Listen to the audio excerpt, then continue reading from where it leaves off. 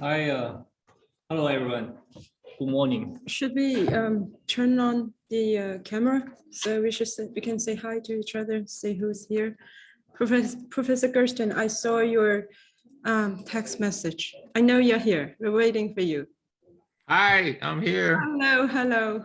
Good morning. Good morning. Good morning. Good morning. Oh, I hope you didn't wait. Yes, I think the students all passed out. Should we begin? And Professor Graham Shane would be joining us at 8 o'clock. So That's nice. yeah, that's going to be wonderful. It's going to be a very nice dialogue. I love Grant. Oh, let me see if I can see you. Hold on. Oh, I see you. Okay, perfect. Let's wait for 2 seconds for the students. And Professor Zhang Jiyuan is here. And he's also, did you see him? He's also in the final for the Tianjin University final. So he's here. Do you want to invite anybody else, Professor Gersten? Anyone would be very... No, I don't think I could at this hour. I haven't been able to, but it's too early for me to ask people now. Right, yeah, I know. I think people... I did share the work from the last one with my friend Michael Harrison. Really? What did he say? Music. Yeah, he loved it. You know, he's spent his whole life in what's called just intonation, you know, pre-Renaissance tuning systems, and right. And so when I showed him some of the drawings, he was really loving it. Oh, he's yeah. going to teach a music program for us. You know, Terry Riley, the yes, great, yes. With Terry. Terry's going to come and do some lessons and do a concert this summer, late August. We're going to do an online. Terry's agreed beautiful. To do a live online concert. Yeah. We should invite all the students. Yeah. Yeah, we're going to promote it. Actually, you know, it'll be out. It'll be public. We'll put it out in the world. Outsiders know. This is outsiders know. We should talk more. We should see how are we going to invite all the Chinese students who's interested in it to join the concert. Yeah, Terry is a magical mind. We did a conversation with him. I want to say last summer or fall, this past fall, as part of the Biennale, the Venice Biennale. I had a conversation with Terry and Michael Harrison, and it was beautiful because Terry just, you know, I got him telling stories. You know, he's getting up there in years now and told incredible stories of his life, his incredible life in music. I think that's what we called it. That's online. You can find it. It's recorded and we shared it with the world. I think it's called My Life in Music or something. My Life in Music. Yeah, Terry. I can't remember what we called it. Yes, I need to check it out. I thought about inviting Emma and Michael. I think it's too early for them. Yeah, I just came upstate last night, so I had some internet challenges this morning, but I opened our upstate house last night. I saw the beautiful scenery behind you. Is it your house? Yeah. Wow. What's going on? It's snowing, is it? No, it's lake. Oh, I guess you can't see. Right. That's our lake. Beautiful. Yeah, let me turn on some lights. Yeah, turn on some lights. Beautiful introduction. Hi, Everyone's here. Mr. Terides. Costas. Costas is here. Welcome, Costas. Welcome. Hi there. Hey there. Hello. Long time no see. Yeah. Where are all your students? We also Kuna have is there. professor from GSD Kuna. here. Yeah, we have Chris. Students.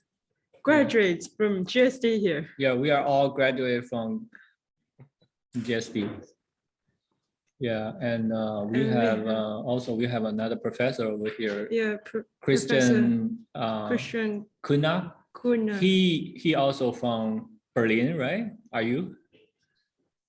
Well, I work with Tonji closely with the Fab Lab. I teach at Jiaotong and in Japan. So I'm not sure where I found this link, but I thought I have to join. Such a great topic. Yeah, thank you Yeah. for joining us. Yeah. Okay, we're gonna do. I think all the critics, also Professor Zhou Rong, is here. Professor Zhou We're Rong gonna from do a Tsinghua University. very quick introduction about all the critics, and then we're gonna introduce the course. All right. Okay, let's begin. Good evening, good afternoon, and good morning. We have people from different time zones to join us tonight, and thank you very much for joining us. And in this semester, we look into how would the artwork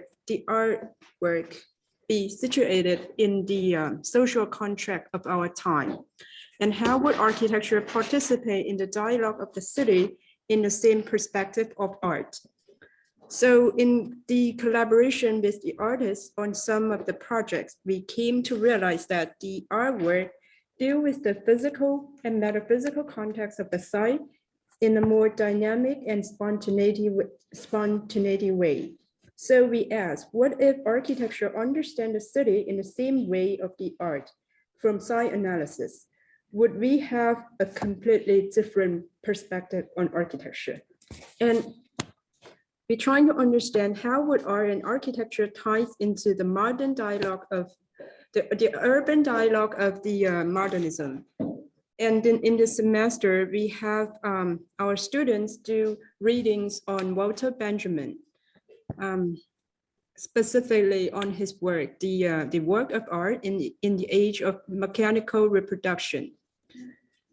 And also on some motif in Baudelaire, the image of Proust, and reflections on the work of Nikolai Laskov, sorry. And we also do some reading about Professor Dori Ostron's work,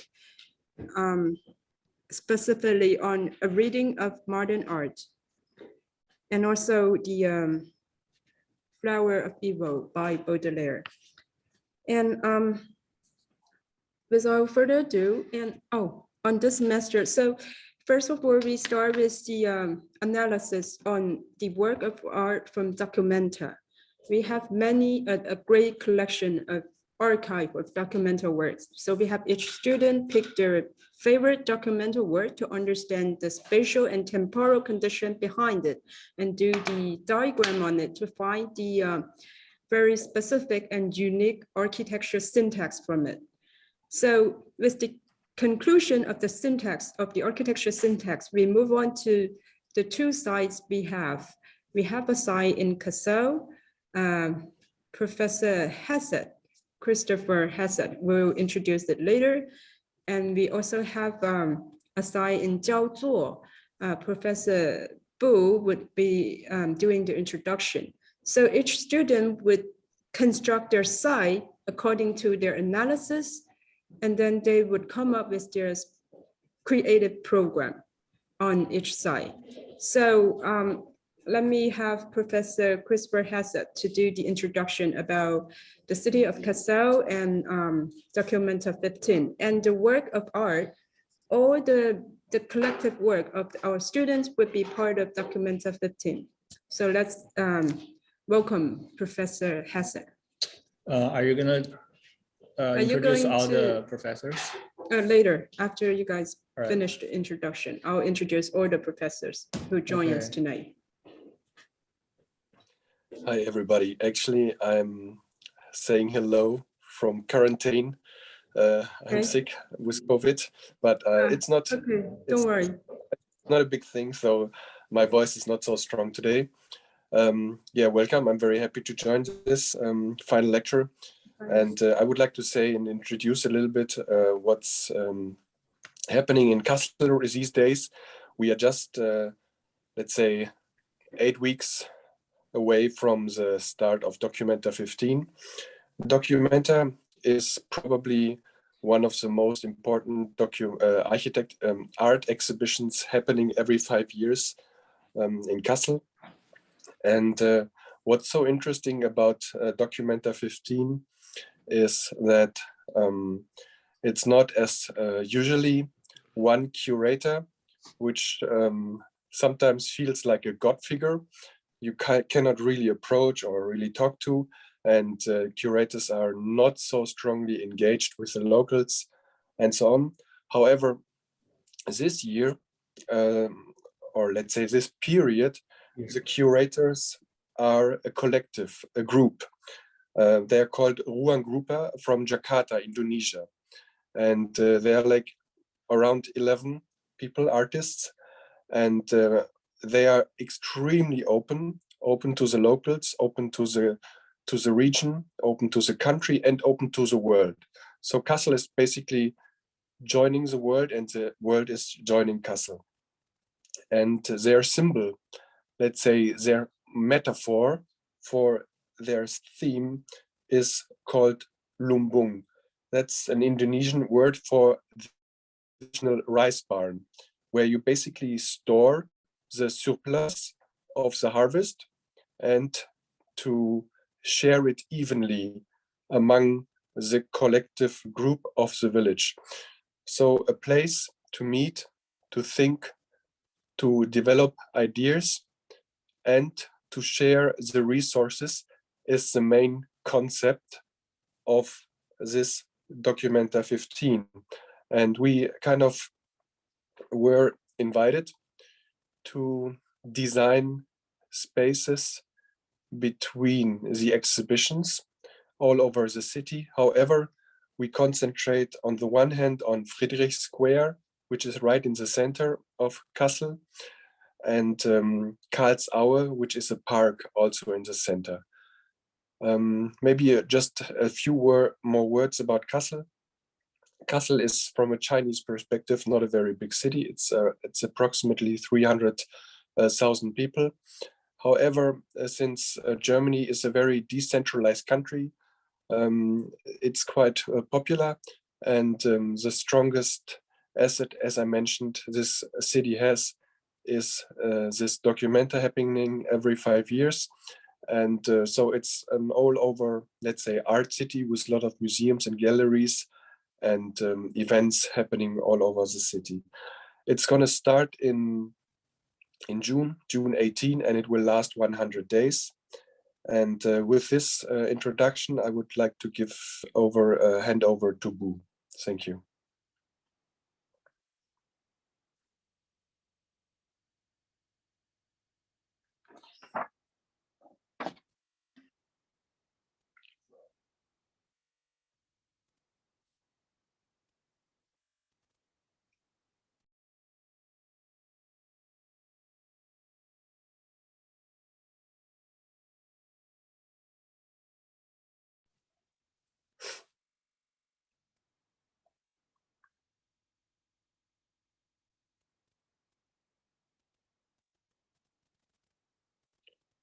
Bu, you are still muted.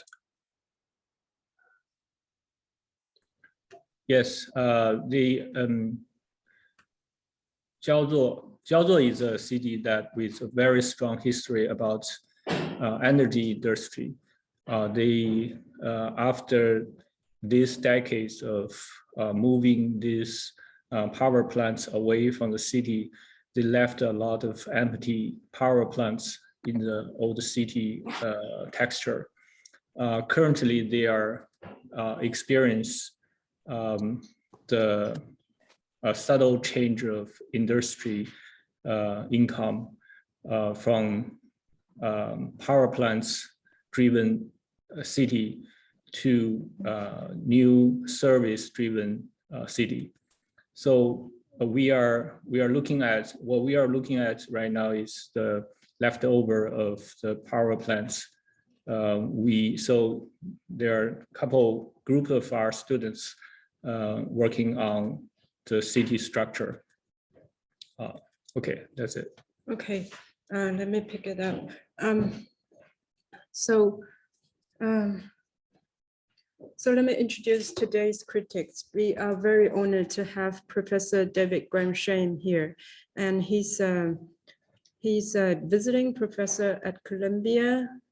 He used to be a chair of the urban design department in Columbia University. He taught at University of Pennsylvania, Cooper Union, the City College of New York. He has a Master of Urban Design from Cornell University, a PhD in Architecture and Urban History, Cornell University, and he's a graduate of the AA from the 60s. And he's also a professor of Zaha Hadid, and also a professor of Zhang Jiyuan, and a professor of mine. And we are very honored to have him tonight. He's going to join us from 8 to 10. And we are very honored to have Professor Gersten here, David Gersten. Professor Gersten is a professor in the Cooper Union School of Architecture since 1991. He is the Associate Dean and Acting Dean of the School of Architecture and visiting professor in Cooper Union. He's a visiting professor in the graduate school study division at RISD. He's a founding director of Art Letters and Numbers. He's a co-founder of MIMA LLC, a founder of Tree Time Workshop, INC. And we're very honored to have Professor Zhou Rong here. He's a very important critic in China. He's almost the top-notch critics in architecture critics in China. He's an associate professor in the School of Architecture at Tsinghua University. He's the founder of Global Knowledge of Lei Feng. He's a deputy editor in the chief of World Architecture magazine. And we are very honored to have two Professor Costas and Chris. Also, we have Ding Junfeng, Professor Ding Junfeng from Tongji University, and we have also Christian Kuna, Professor Christian Huna here. We have Ziyu Zhuang. We have Professor and both Professor Kuna and Professor Ding Junfeng are from Shanghai, and Costas is our professor back in GSD, Harvard. And we are very honored to have everybody here. And we also have Professor Zhang Jiyuan here.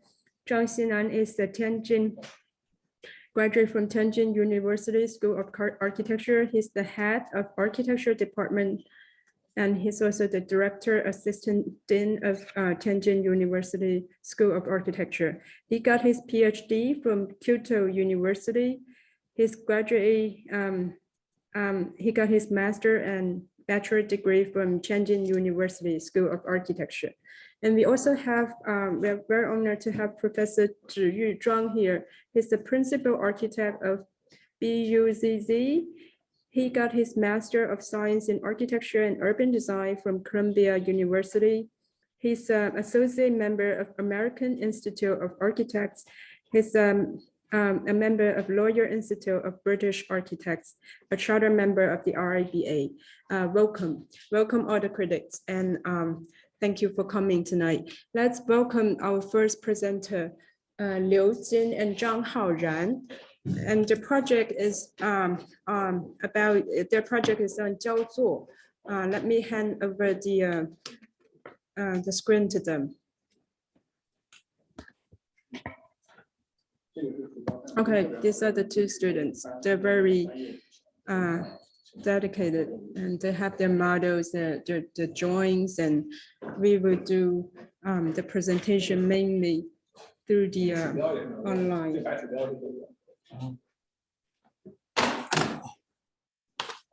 等一下，我先把那个 PPT 开了，稍等。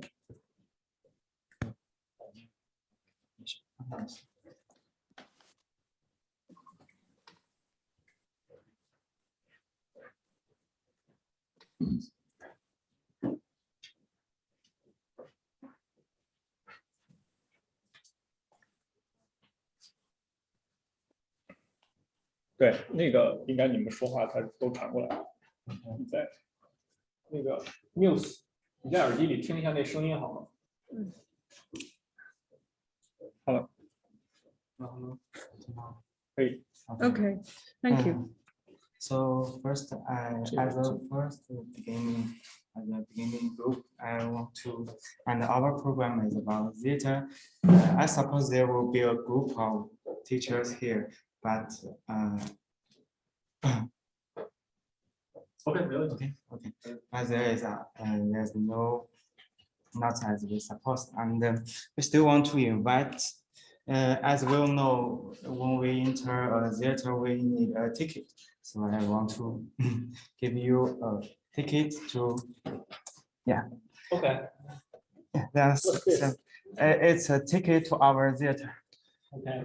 Yeah, I suppose there will be a group of teachers, so I prepared a nice. lot. Yeah, but I can only invite all of you online. So now let us introduce our performer tonight. Sorry. 是下一个，我把那个鼠标拽过来就行，稍等啊。OK。在这儿，行了，你试一下。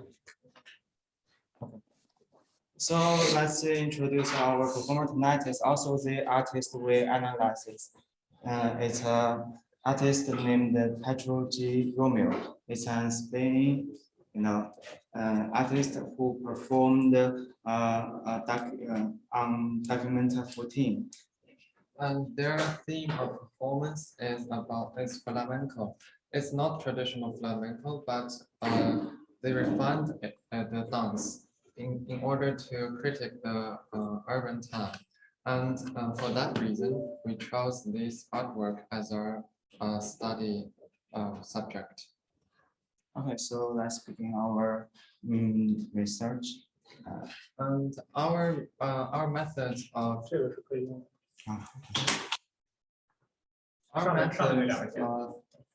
of understanding the art is to deconstruct it.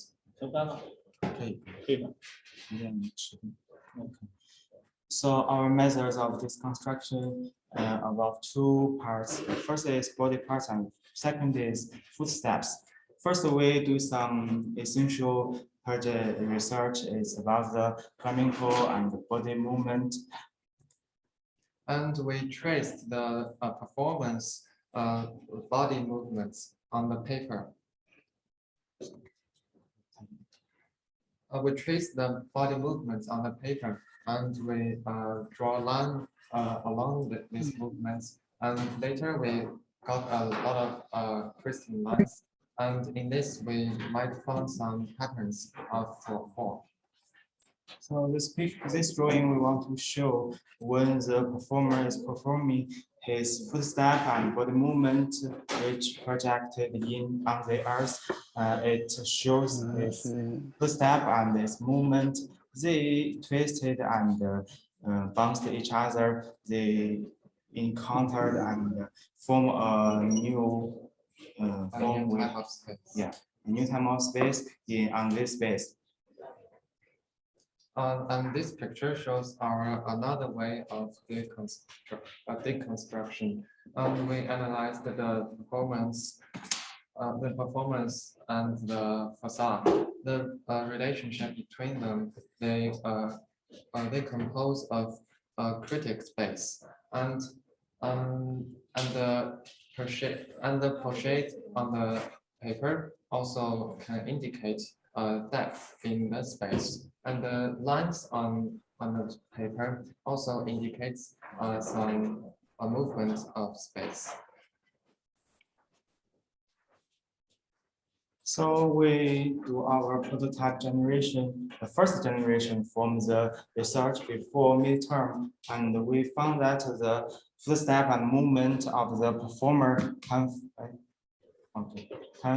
we cast it into a cube and push it section, and it shows solid form translation. And after midterm, we try to think another way to generate our prototype. You know, And we first twist the basic cube into different forms. And because they are basic, so you can find some very basic patterns on them. And then we explode the twisted boxes in all directions. Later, we move the surfaces in X and Y directions and to let them intersect and create new spaces between them. And we especially focus on the space between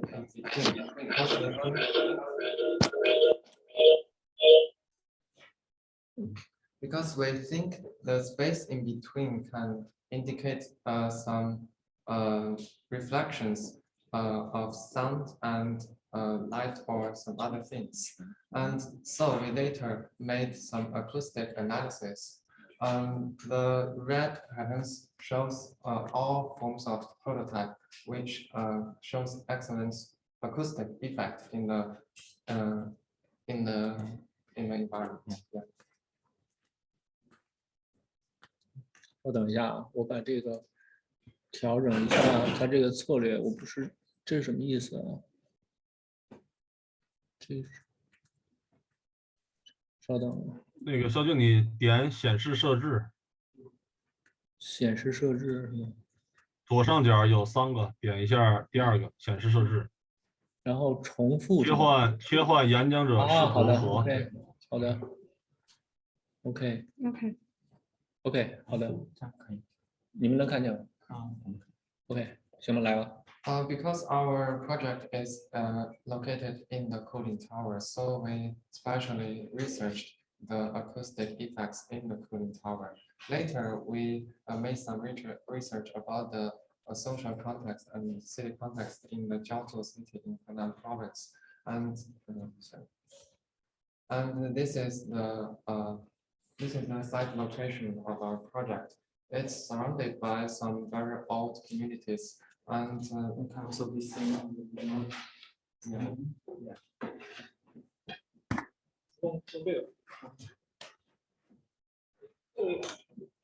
那个上面看见那个镜头，右上角那个就是你们的镜头。And here are the old communities which main methods are old workers. And here are the newly built communities. And in that direction, that is the old thermal power plant, which is now demolished, not being demolished. And there are 你那个解除一下静音。Okay. And here are some old factories. And you can see our cooling tower standing high in this site. Okay. And on this site location, find the locate where the cooling tower is. Then we want to know more about the city, so we do the background research and found Jiaozhou a city on coal industry.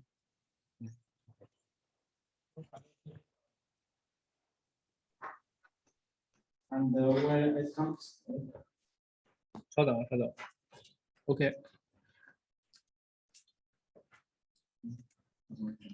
它有点死机了。行，你现在试试。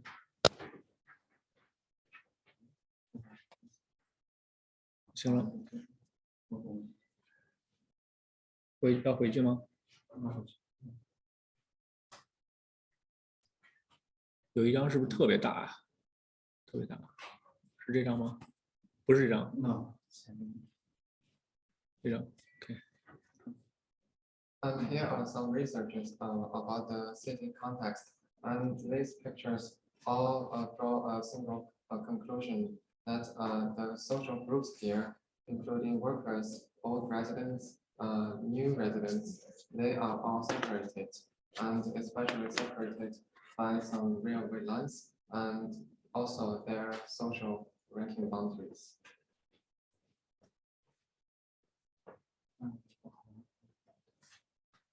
不动了是吗？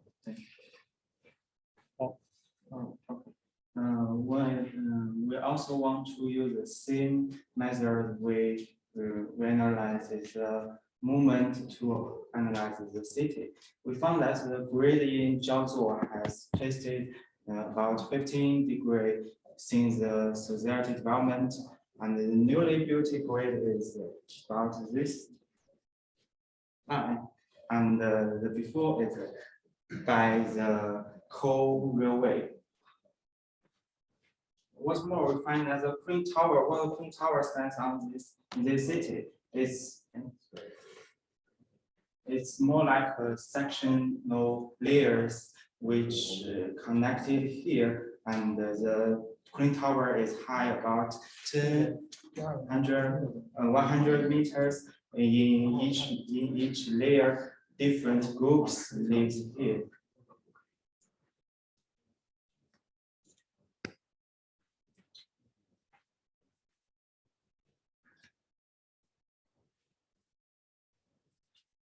So when it comes to our project, we want to choose in between and interior in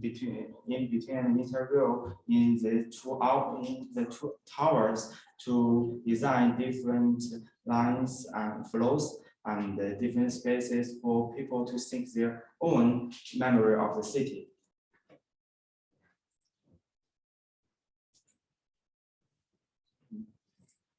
Based on our older research about the prototypes of acoustics in this cooling tower and our social context in Jiaozhuo city, we concluded and reached this project. And we call it a tower theater in this project.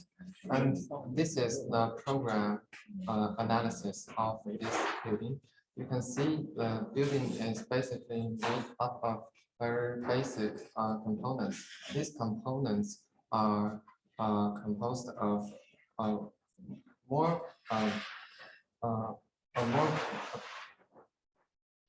these components are also composed of prototypes.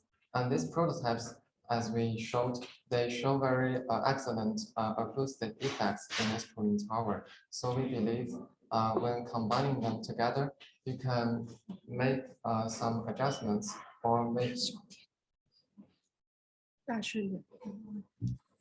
you can make adjustments with them, or you can also let them intersect to create more interesting spaces. And based on this logic, we generated this project in 1 week. And here the picture shows the part section of this project and some rendered pictures. And this shows the connection between the left tower and the right tower.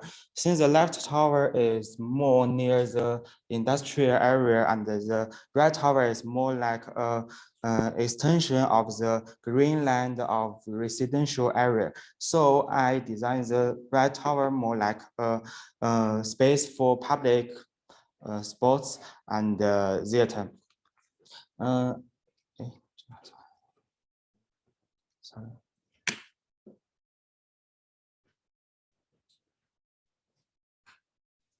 So the left tower, you can introduce the program. Since the right tower is more about theater, my tower, the left tower is more about how to let people communicate and get together in this space. As you can see, there are many arch-like spaces, and these are generated from a previous prototype of a corridor. And I used it many times and combined it with many other prototypes in order to create more various spaces.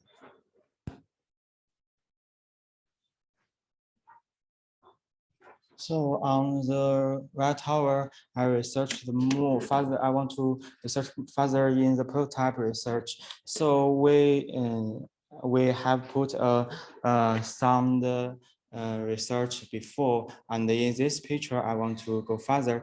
You know, when the sound is expanded in a space, it shapes the space itself, and the space is also shaped by the sound. So I traced the red, the yellow, the red points and the yellow sound resource to see the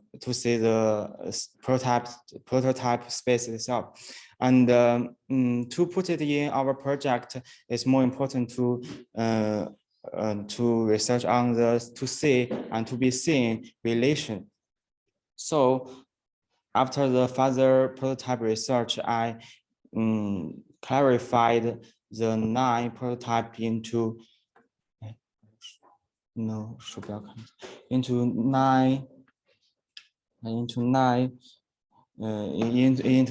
3 types, and it cast in the red tower into 3 theaters. So that's the first theater. You can see on the it's the biggest space on the red tower. It's also near the connection between the left and the right.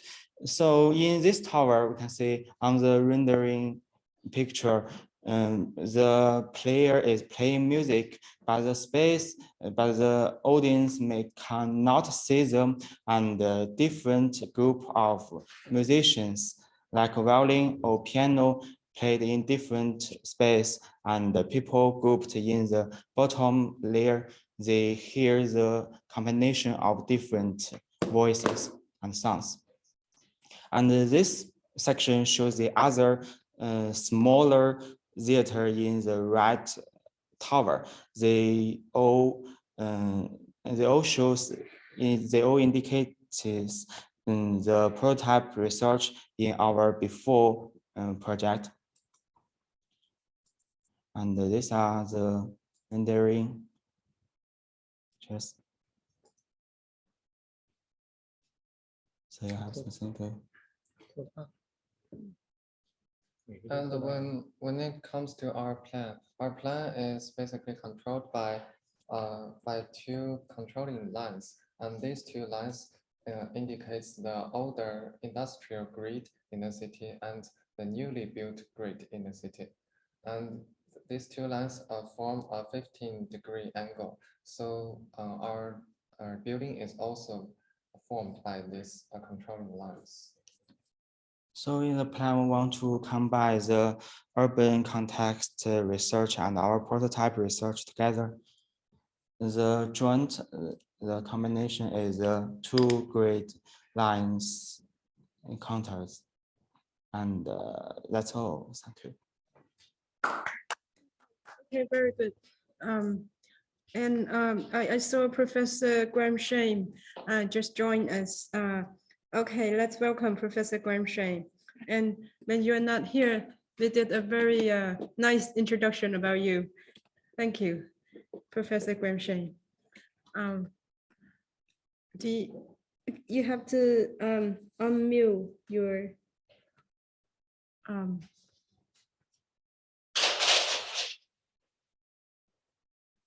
I think you're still. We can hear from you. Can you hear me?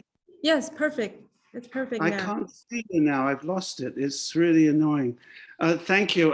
I heard and saw it, in the project description, but I've lost my screen temporarily. I'll find it. Okay. Hey, Graham. I may have to come back in. Yes, Professor Gersten is also here, and we have also a professor from GSD, professor from Tsinghua, professor from Tongji University, from Tianjin University. Everybody's here. It's a great reunion. We'll be back in. I think I have to do it again. We see you, Graham. Yeah, but we I can't see see you. the screen. I've lost it somehow. I pressed on a button to look at a picture.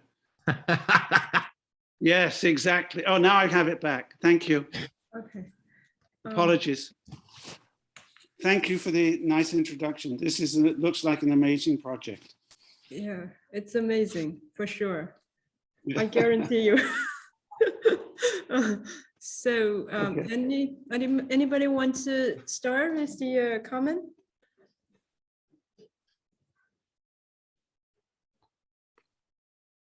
Professor Gersten, do you want to go first? I saw you doing like lots of writings when the students are talking. Uh-oh. Uh-oh. Uh-oh. Well, no, let me just, I guess I'll try to touch on a few things, and somehow I'll start by backing up to your introductions, which I mean to the project, which Thank you very much. No, I was quite moved by it. I think it's how do I put it? It's exactly the kind of work that we need today, and I mean that architecture needs. You know, architecture is suffering, and it needs people, old and young, to work on the and create the space for the poetic imagination, for the spatial imagination, for the material imagination, to because I mean architecture, it's such a crucial counter voice. You know, it's the other half of us, you could say. Yeah, it completes us, and to do that with any level of nuance and precision, it needs to be pursued with the same mystery that we pursue life. I'm saying that, you know, the poetic imagination, the literary dimension of our lives, if we don't ask those questions as part of the structure of our discipline, it will never really be able to complete us in any way that amplifies us. It will ultimately become a diminishing, emaciated completion of us. So I guess what I'm saying is it is life saving work that you're doing. Literally just to bring the question of the arts and the social contract right to the fore of our discipline. Graham and I both come from the Cooper tribe, and this was the project. I mean, it's you know what I mean. You can't sum up Cooper, but 50 years, the central question of engaging our humanity and the deep questions of the human condition as something that articulates space, right? The human condition articulates space. And architecture, I don't even want to go there, but I mean, it's just become such a sort of diminished, emaciated set of images that do not amplify our condition. So as an overall thing, I'm very touched by it, that you're doing this. I can add to that. I missed the very beginning, but it's really a series of very beautiful images. But I was wondering, like, in the process, how to register there were sort of these network drawings of how to register the city against the parabolic form of the cooling tower at such an incredible industrial scale. Mm. And the sectional drawings, I mean, I think it's really, as David said, a brave, beautiful attempt. But, and it's, can you get those sections back? I love it. Well, it's just No, you're right. You're right. It's all in the section. because we've all seen those cooling towers, and they emit those, there's things of steam, and they're in a way a beautiful object, and Le Corbusier loved them and so on. But then interior, how you get that interior and work the network of you had the drawings, there was a network sort of series of drawings of the city around it coming in to shape the two towers. And they're contextual in a certain way, that you're saying, that they have different programs because of the different neighborhoods. And I was wondering, if they're contextual, and then they link. I mean, it's an amazing setup, but in some ways, it's very uniform. Once you've made those distinctions, I'm not sure how, it's very uniform, the poetic on each side with the parabolic. There's a parabolic on the interior. I don't know if I'm off on the wrong tack, but just reading these are very beautiful drawings, but maybe I'm wrong, David, you can put me right. No, let me offer this to the specific point. And first, I just want to say, I just am so, I love that you said, bring back the sections. It's like, it's really, look at these sections, they're magnificent. What's going on here? And then the sound is reverberating all the way down. I mean, it's amazing. That's the music. I mean, that's the, that's our score. You know what I mean? It's like, it's the score. So we better keep it present. But I would say this, I think what you're getting at, it's actually, it is kind of a great lesson. It makes a lot of sense. Yeah, look at that. Right. That was a beautiful drawing, that last one. Yeah. My impression, my overall general sense is I love the idea of the dance. I loved the early drawings, the echoes of dance. I love, of course, Pina Bausch. I immediately go to Pina, the great, unbelievable grammar of the body that Pina. Everybody should see the Wim Wenders film about Pina Bausch in Chile. But don't you think these remind me of Hader? These boxes on legs. And then each one has a character. And then somehow in the process, these have got transformed into arcs and then interlocking. I mean, it's just, here we go. How did it go from that to this? It's really amazing. I mean. Okay, let me help them out a little bit to do the, explanation of their project. So from the subject of their analysis is the flamingo tap dance. And, okay. A performance. It's a performance. Yeah, it's a performance in Documenta. I think it's 14 or something, right? So they did a series of drawings. They did a series of drawing of the spatial and temporal condition behind the beautiful drawings, and then they come up with this spatial prototype, a series of spatial prototype. And then we asked them to, because they have their site in the cooling tower. So we asked them to test the acoustic effect of the prototype, the spatial prototype they generate. We have them put it in the cooling tower to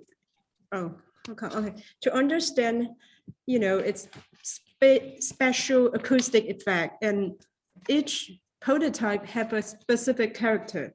So it's pretty, we think it could be a theater. Each one have a sort of characteristics, and then they come up with this incredible drawing. This drawing. In this drawing, they do analysis of the site. So at that stage, our question is, if we only focus on the two cooling tower, we only have the interiority of it. We don't have the exteriority. We don't have any connection to the city. So we asked them to challenge the proposal with the, hold on, let me find the drawing.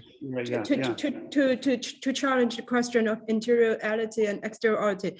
And what they're doing is they have different datum. They think the cooling tower is a measure against the city. So they have different datum. They say in here we have the residential, and here we have the factory, and here we have the civic structure of the city. So the cooling tower all of a sudden become part of the city. It's a measurement of different datum of the city.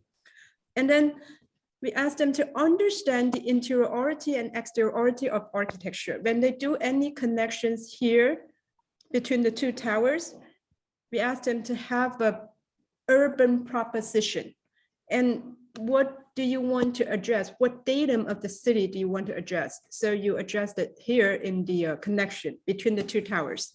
And in the two towers, it's a twins. It's a twins, you know, it's a body of two parts, or it's a metaphysical, physical, it's a coin of the two sides. So we ask them to put their, you know, prototype in the cooling tower to create some sort of interiority of the city, of the theater, of any individual. And So the two interior twin sort of dancers in, that's why David is saying they're dancers. Okay. I didn't have the audio. So they're like flamenco dancers inside the tower. Right. And the dancer is the space here. The space is the dancer. It's the new dancer. I thought also you could see the some of those sections which are very fragmented, that look like a sort of cubist. They also could be like a whirling dancer. Yeah, these guys. Right, beautiful actions. Yeah, because the flamenco, a lot of it is turning and then the tapping on the floor. Yes. So you have that amazing footwork, and then the swaying and turning and the arm going up and down. I was wondering, actually, my first thought was why it is fixed. And why I was sort of thinking of Fun Palace, but I didn't know, you know, I was just being a bad person. Right. No, these are amazing with the whirling, swirling. It could, you know, it's like the flamenco. Okay. Yes. Got it. Yes. Amazing images.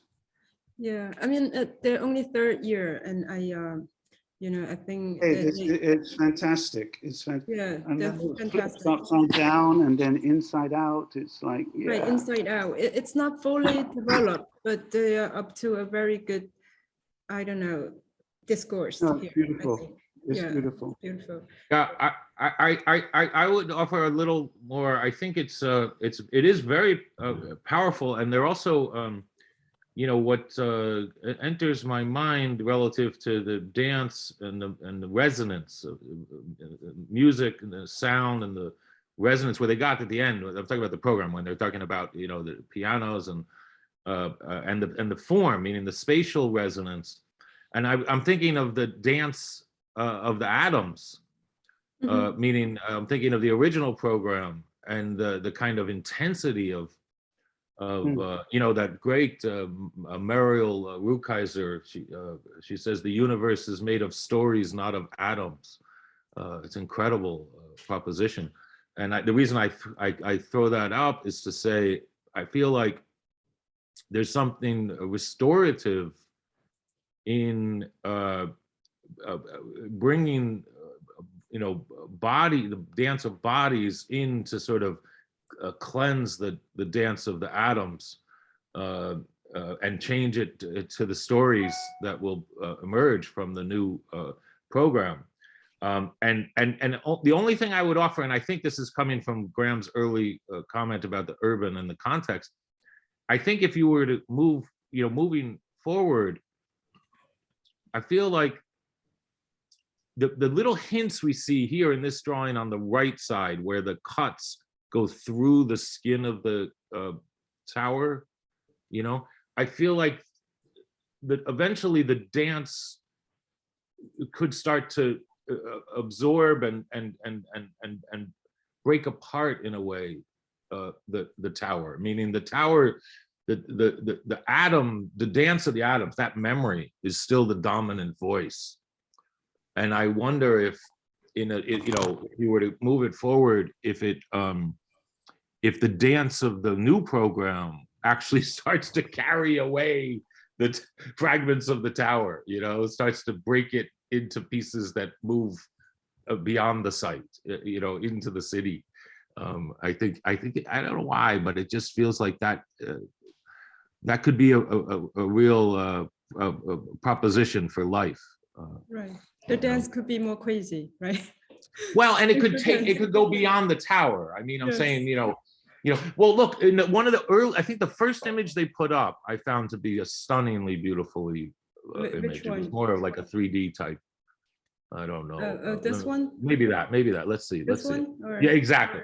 You see here, if you imagine that, the whole tower as that, not that that's in the tower. You see, because at some point, I think you or someone said they then took the dance, they put it in the cooling tower. And I'm saying that the cooling tower could become the dance. Yes, could become the dance, a larger scale dance, right? Right. If the tower became this image, not that this is inside, I see that it's inside the tower. If that was what it became, then maybe it could even start to move away off the site, like it could start to move out into the urban. That's beautiful, beautiful comments.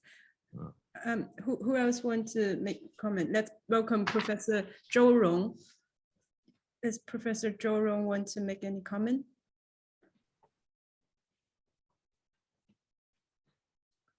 Maybe Chris? Maybe Chris? Chris, are you all right? Say something. You might have a little worse. We're going to be very appreciative. No, I'm fine.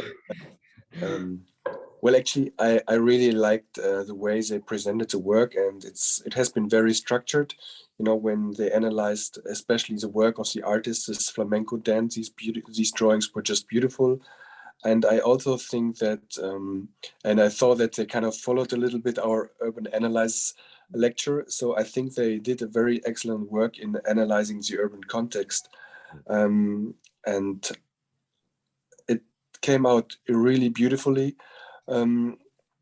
Maybe to add some comments in terms of the spatial quality, I could imagine that the form itself inside could be a little bit less complex. Like some things are, I guess, to bring it to the point, not really necessary. I would focus probably not so much on the implemented form itself, but more the spatial quality between the new form and the existing form. So, but this would be my only critique. I think it's a very strong and solid work. In the end, I would keep it a little bit more simple, but I really think it's a great work, and the students, I can really see a huge step in their design and analyze work and development. So thanks a lot. Okay, thank you. Let's see if Professor Zhang Jiyuan, do you want to say something?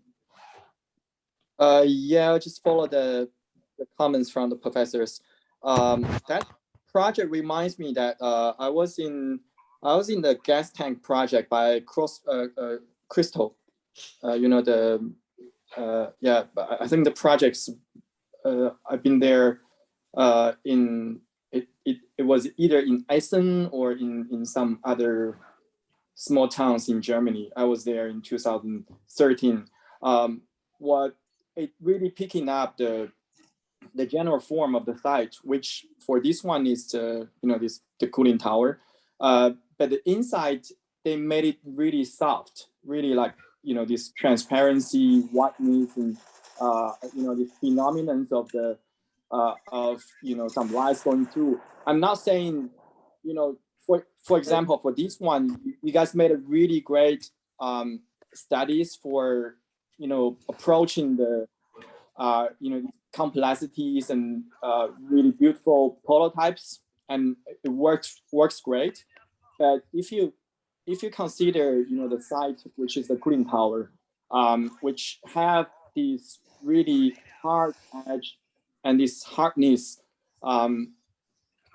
but the result itself is also really like a concrete looking, or really, or if you can go back to the images, you know, very strong images. So like the professor's comments, I think these two things, what it looks really great, but still, I think either, I mean, the form penetrates the, you know, the, how to say, skin to get a certain, how to say, fusion style, or I think we can weaken them a little bit, thinking about if this thing, we made it not by, for example, concrete, but more like a metal mesh, or even softer materials, so that you see through the, you know, it looks like, you know, you see through the diagrams and all these kind of rhythms. It's just like your diagram. You prefer diagrams for, you know, the page, I think page 18 or 15.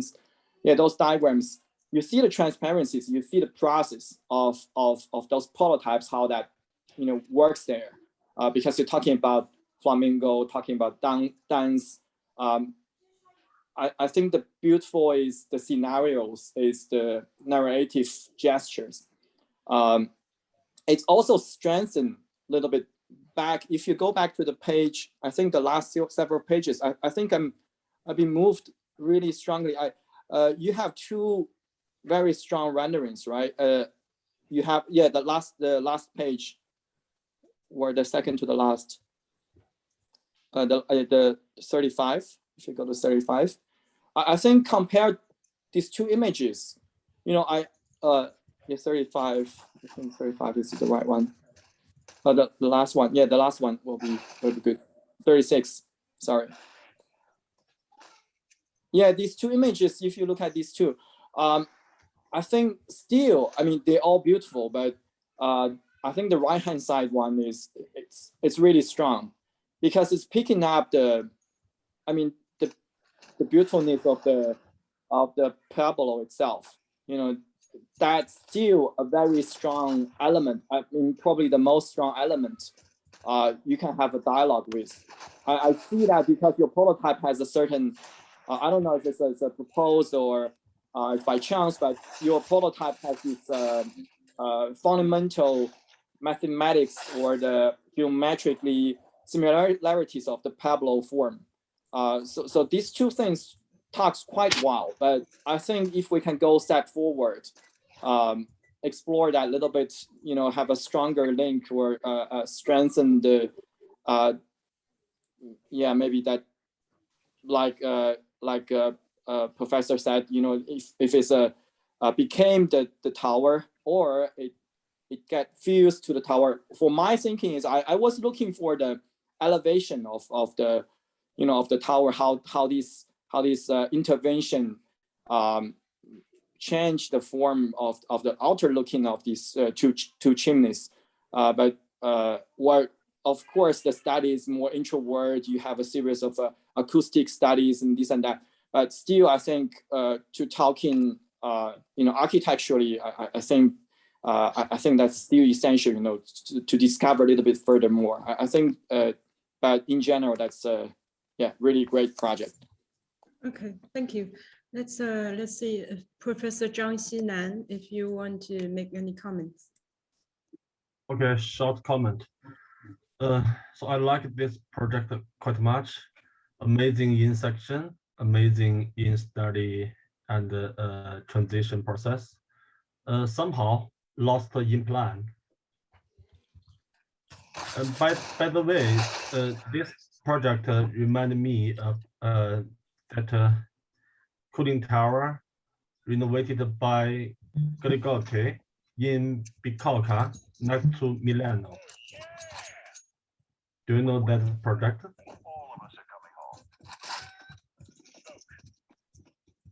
Sorry, can you hear me? Yes. Yeah, so how to say? I'm a little confused about the architecture program in this project.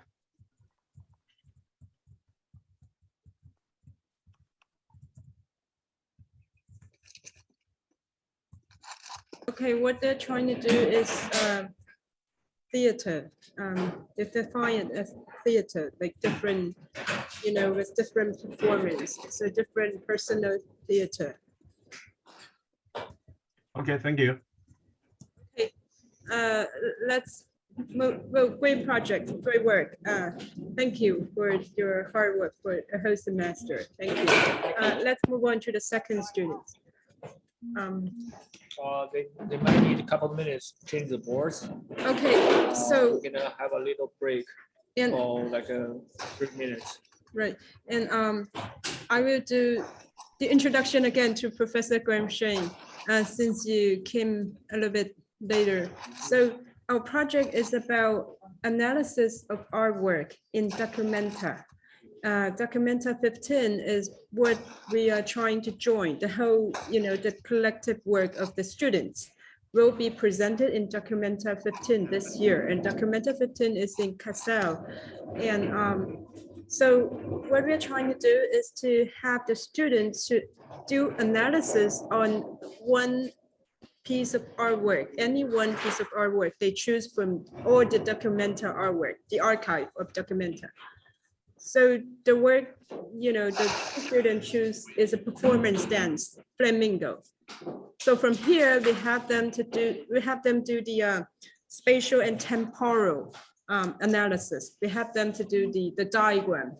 And then from the diagram, they do a series of diagram, drawing as it is, and the abstract drawing, and the third stage, 1, 2, 3, and then they come up with the UltraCal model, the 2D study of the diagram and the 3D study of the architectonic of the space they found.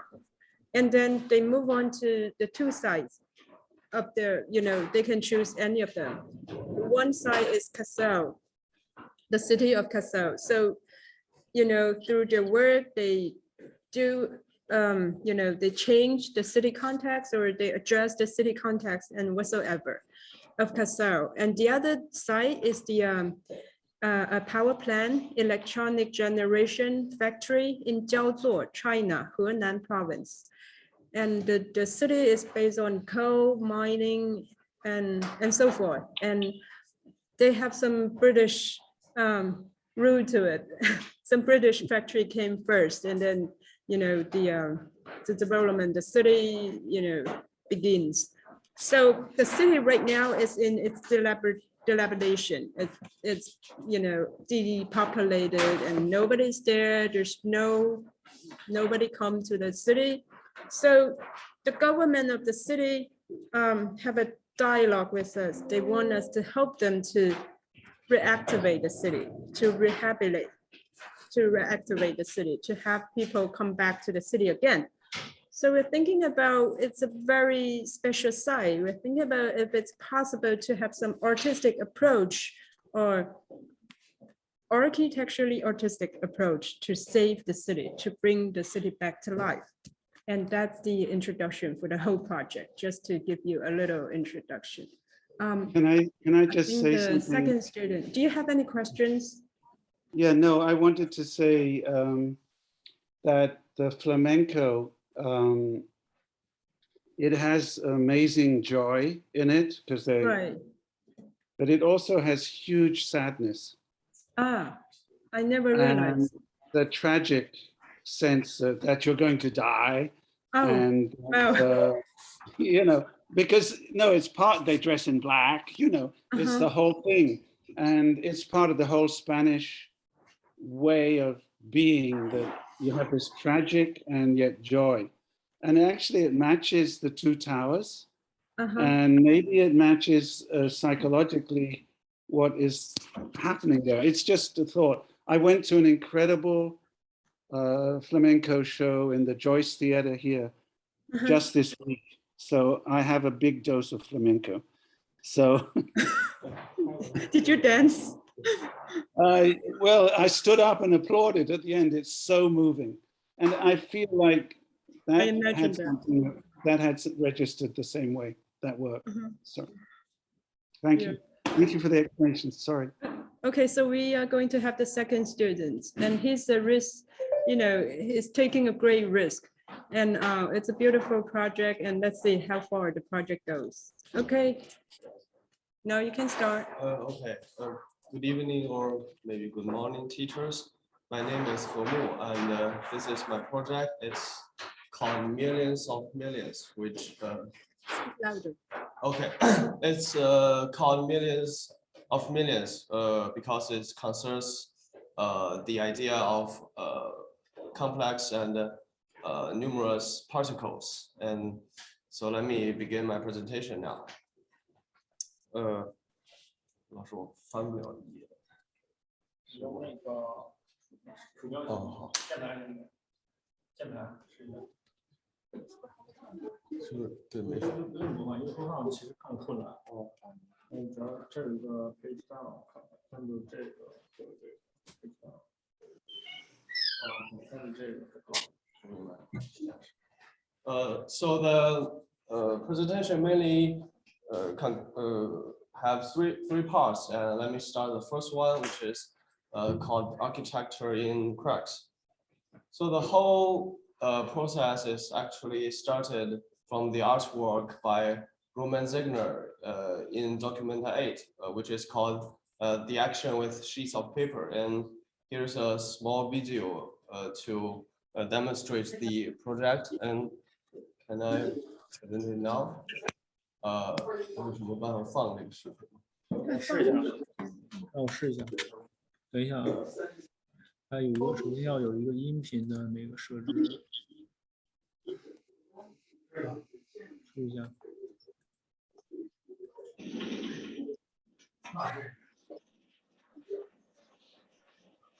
是这样。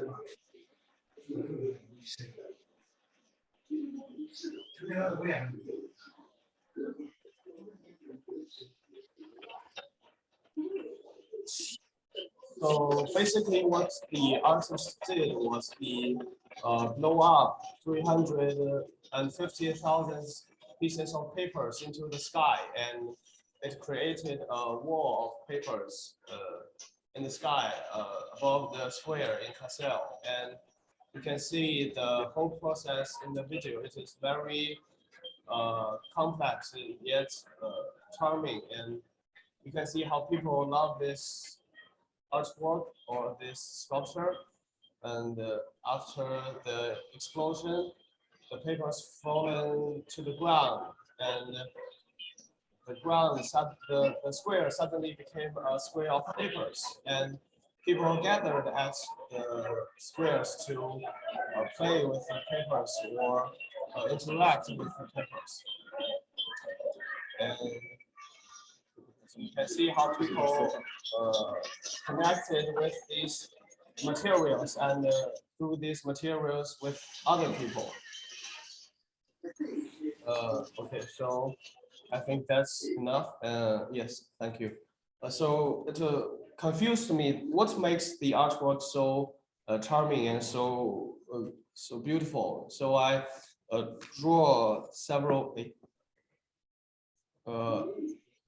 I've drawn. Let me quickly switch to the slide. So I've drawn several pictures to study the artwork. I have studied the form of the artwork and how it connects with the square and with the city, and maybe how the history of the square have impact on the artwork. And through these drawings, some of them seem to me that reveals the deepened relationships between the art and the square, and some of them are not. So I was studying them until one day I pictured the whole process of the explosion and every piece of paper and their connections with the facade of the palace near the square. And as you can see, the palace suddenly was divided into millions of cracks and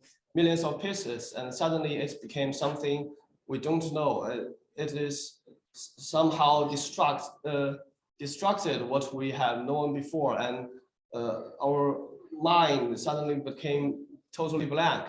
So to me, actually the cracks giving randomicity and complexity to the Ohangri, which is the palace deconstructed any known system and reformed the architecture. And after I have found the connections behind the artwork, I turned to study the city, which is also has a very long history, and I was focused on the cracks of the city as well. As you can see in the picture, the city actually evolved from a small castle into a large industrial city, and you can see how the cracks in the city collide with each other and reveals a deeper connection through the changes in history. So to me, the cracks in the cities and the cracks in this architecture is really fascinating.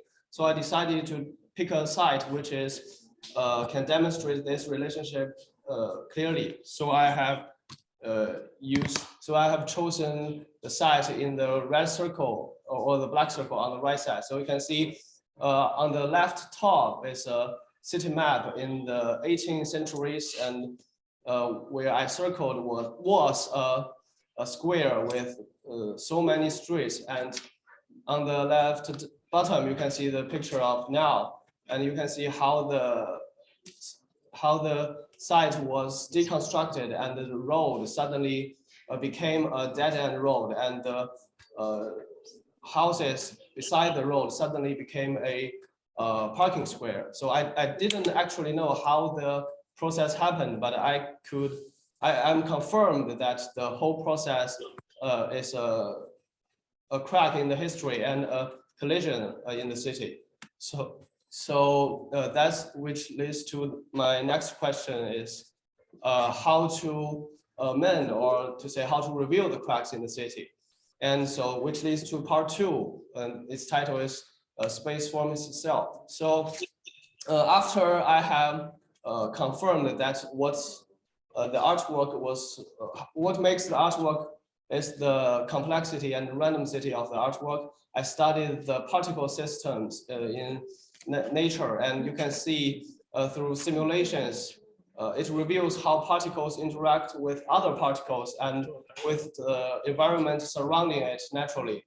And you can see in this video, which is, 老师我怎么放一下这个视频？So this is a map of， 对，这是下一页 PPT。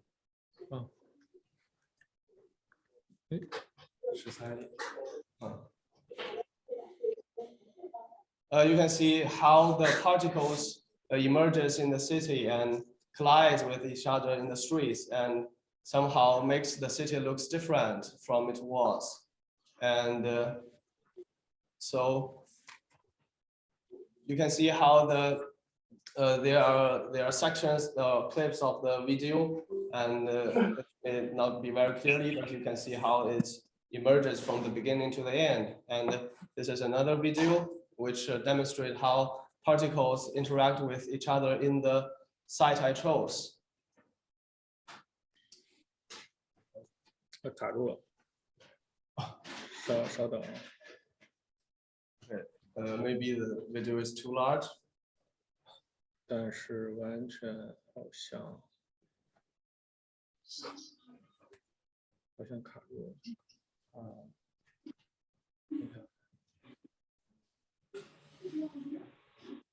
我关了它，这个不太行，我就跳过这。对，好像现在已经卡住了。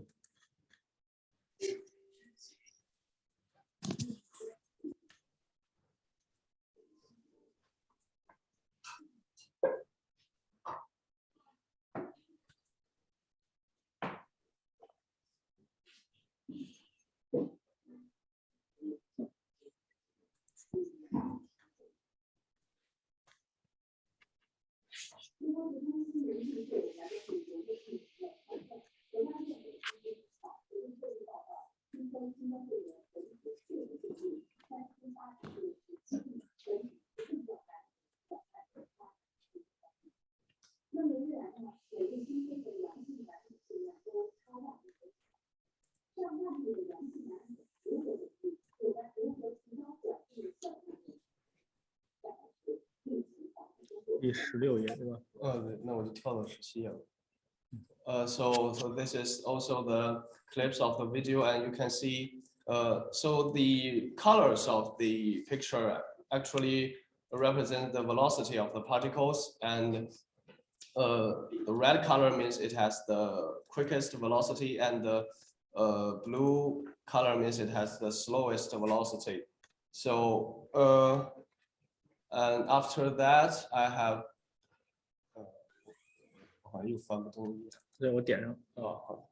after that I have transformed the particles into lines and dots and blocks by its density or its velocity, or the simply the flow of movement of the particles, and therefore it's created some pictures, and you can see in the screen, and then I combine all those pictures together and it forms a new structure of the plaza, which is actually generated from the particles and not from me. So what I need to do is to find the true structure of the square and to demonstrate it in the right way. So, and that is why I say the space forms itself, because from the particles, it tells that the space isn't what it is because we divide it or we somehow define it. It is what it is because it is meant to be it. And so we can see when particles gather together, they are spaces that is gathering the people together, and the connecting spaces occurs because the particles need to move from one space to another. So then what I need to do is to materialize the whole structure of the from the particles and form it into a new form. So what I did was I used some computer design applications, and through an unconscious or maybe a complex or maybe a natural process, you can see how the form emerges from dots to lines and to surfaces and into finally a volume. So that brings us to the final project, which is I'm going to demonstrate it clearly in the last part. So the third part is called bringing people together, which is actually occurred from the original idea of the project of the theme of documenta and also the system of particles, because in the studying I have found that particles, they when they interact with each other, they somehow gather together or get away from each other, which really looks like how people behaves in the environment. So what I wanted to do was to materialize the particle vision. And so I have tried to build a constructional model, which is, this is a small video, and maybe it is okay to play it. So you can see I put membranes on the frame, and I have represented people with stones. And when I put small stones on the model, you can see how it gets down and it stretches the membrane, and somehow the ways of how people interact with each other, the ways how people see the world, and the ways the architecture forms the model I have used to study the relationships between the material and the people and the forces. So yeah, this is the pictures of the models, and you can see how the stones affect each other in the installation. And therefore, this is my final project, which is a big, you can say a bubble or a cloud in the sky above the square. And you can see the form, this is a section I have drawn, which represented different spaces in the architecture. You can see there are places on the ground, there are spaces flowing in the sky, and there are spaces that connected them to each other. So, and somehow people on the ground and people in the installations have two different ways to interact with the spatial world. And you can see these are some pictures I have collapsed together to demonstrate how the architecture actually works in the real environment. And these are the photos I've found on the internet. You can see how the installation is flowing in the sky, and on the right is a picture taken on the plaza of the train station. So I want to use this installation not only to reconstruct the plaza, but also to connect the plaza with the train station and other spaces, because it is a very passive space and it's not very welcoming. So I want to use this one to somehow deconstruct the boundaries. And finally, this is an interior picture of how people interact with the membranes and how people interact with each other inside the project. And this is pictures of models.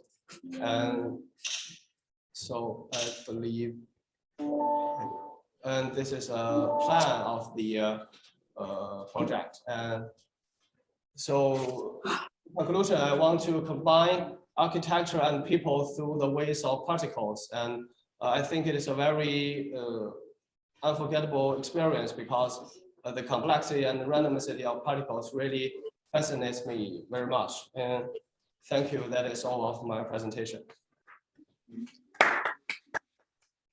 Thank you.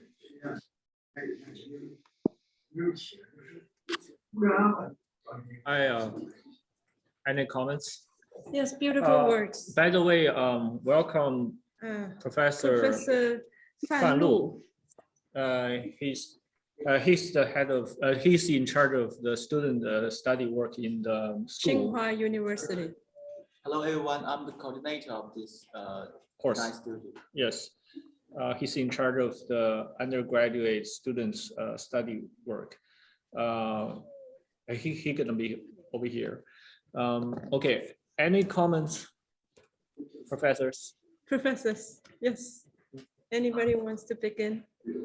I think Professor Guamshen wants to begin. He did a very beautiful work on urban study, the information city. Yeah. This was very surprising to me how it evolved, but it's sort of very fun. I was waiting for him to say it was the railway station. He only said it right at the very end. And the railway in the 19th century had a huge impact on the city. I don't know about this city, but it looks like it also was bombed and rebuilt around the plaza. But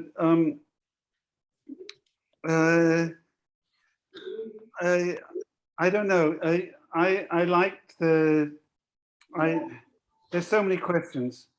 And it's such a beautiful process to go from the cloud of paper into the urban site by the railway. But I had a question, which was like, when the paper was exploded, there must have been something underneath that blew it up. And then the weather came through and it made a kind of cloud and settled on the ground. And in the modeling of what I'm going to call the cloud in the city, I'm not sure how the particles assumed their velocity, or, you know, whether they were shot from a gun. Was there an explosion? Was there a wind? Is it functional analysis of flow, like you would do for traffic and pedestrians? And this sounds very pedestrian in a different way, but it's like, how was that flow structure generated within? And then the other thing that is sort of, that puzzled me is that it's actually all takes place within the irregular block that faces the railway station. As I understand it, it's not actually in the plaza right in front. So when you show the existing building, it comes up behind it. If I've misunderstood, you have to forgive me, but I didn't understand how the particles were generated, how they moved inside the block. I loved the final drawings, however, with this where these multiple surfaces like atmospheres come inside the block and are suspended from poles, and you can walk on them and be inside them. So it's very poetic.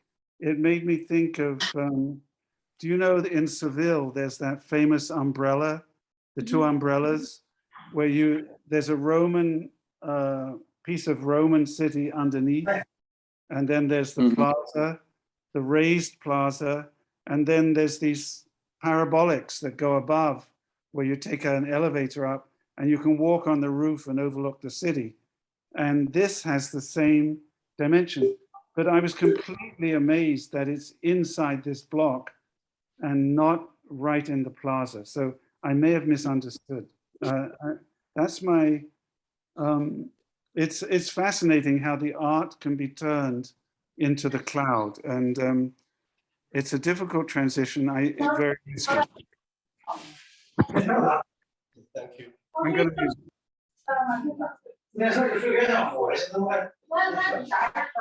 Beautiful. I think Christian professor from Zhang University. No,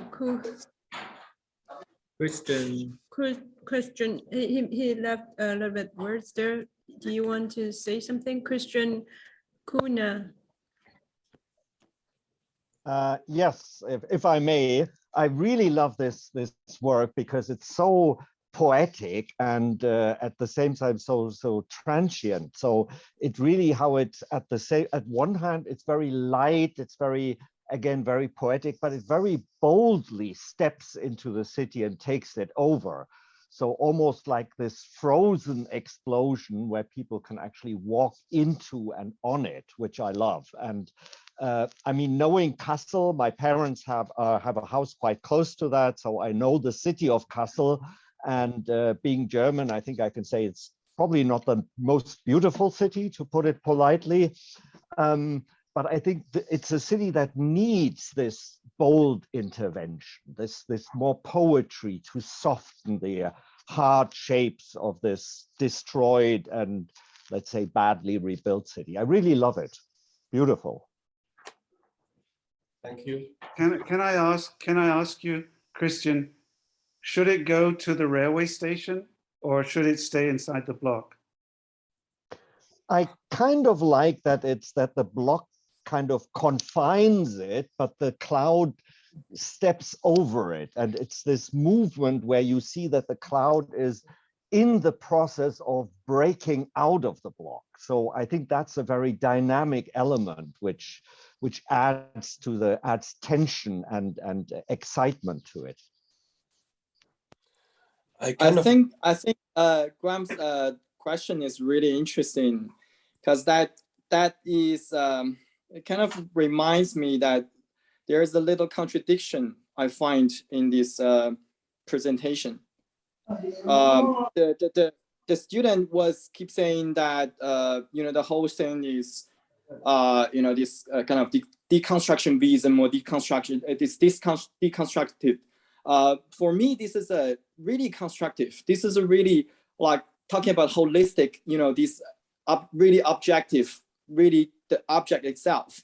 I mean, the result is really great, but I think he mentioned the cracks, the particles, a lot of things. They are not too much referred to what he is doing right now. I think for supporting his project, he don't need those things, because I mean, basically, if you talk about deconstructionism, is basically about you should put them into puzzles. Like I was just watched the Batman, the latest Batman yesterday, where that was deconstruction. vism, because you have to have very different programs, very different approaches, like little puzzles, each thing tells certain stories. And this whole narrative sequences forms the thing, but his stuff is really like the whole thing itself. It's just, very artistic art piece itself. It tells one story. Graham's question about if these things should go to the station, I think if it goes to the station, then that goes to the way of very, each of the components, what I learned from Graham in Columbia, each of the components has its own function as an urban generator. And these things serve for these little, or not little, but this mega structure, whatever, or this functional space for the city. But his stuff itself is a really soft intervention for the city. It doesn't really support itself to have a very strong how to say a gesture, strong positioning to make itself as a series of components, but it's just the object itself. So that's what I feel that the project somehow create an internal contradiction. But for me, if you're starting from the last chapter, the project itself, it's still quite supporting itself. Okay, beautiful comments. And I can't wait to hear from Professor Gersten. Yes. No, I tell you, what I'm mostly moved by is the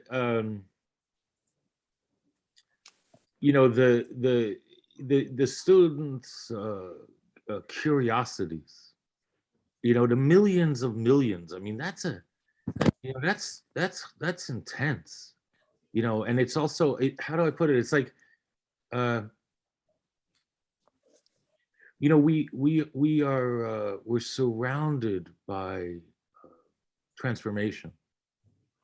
The new, and we're surrounded by crises, and in some way, the questions that they were asking, I think, are very important. And to me, I don't want to be so simple, but way more than the design. The dream, cloud event. You know what I mean? Kolpimmelblau, and I get it. But let me put it this way. The cracks, I'm in a couple things. I'm in the cracks and I'm in the trains. and so I'm thinking, I'll give you two references for this, everybody, the student for sure. F. Scott Fitzgerald wrote a short story called The Crack Up. It's very beautiful, complex story about life and memory and how long or deep are the cracks in our life, like long on the surface or deep. And then Gilles Deleuze wrote a piece about the crack up, about F. Scott Fitzgerald's story, The Crack Up. That piece is called Porcelain, like porcelain, like the material you make plates with, Porcelain and Volcano.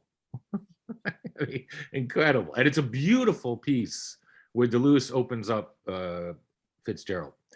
So I guess I'm saying that because I feel like the moment, the event, the explosion of the paper and the millions of millions, and then the slower, like the duration that Graham alluded to of literally the transformation of the earth through the train system, 19th and early 20th century growth in the rail system literally collapsed the scale of the earth, right?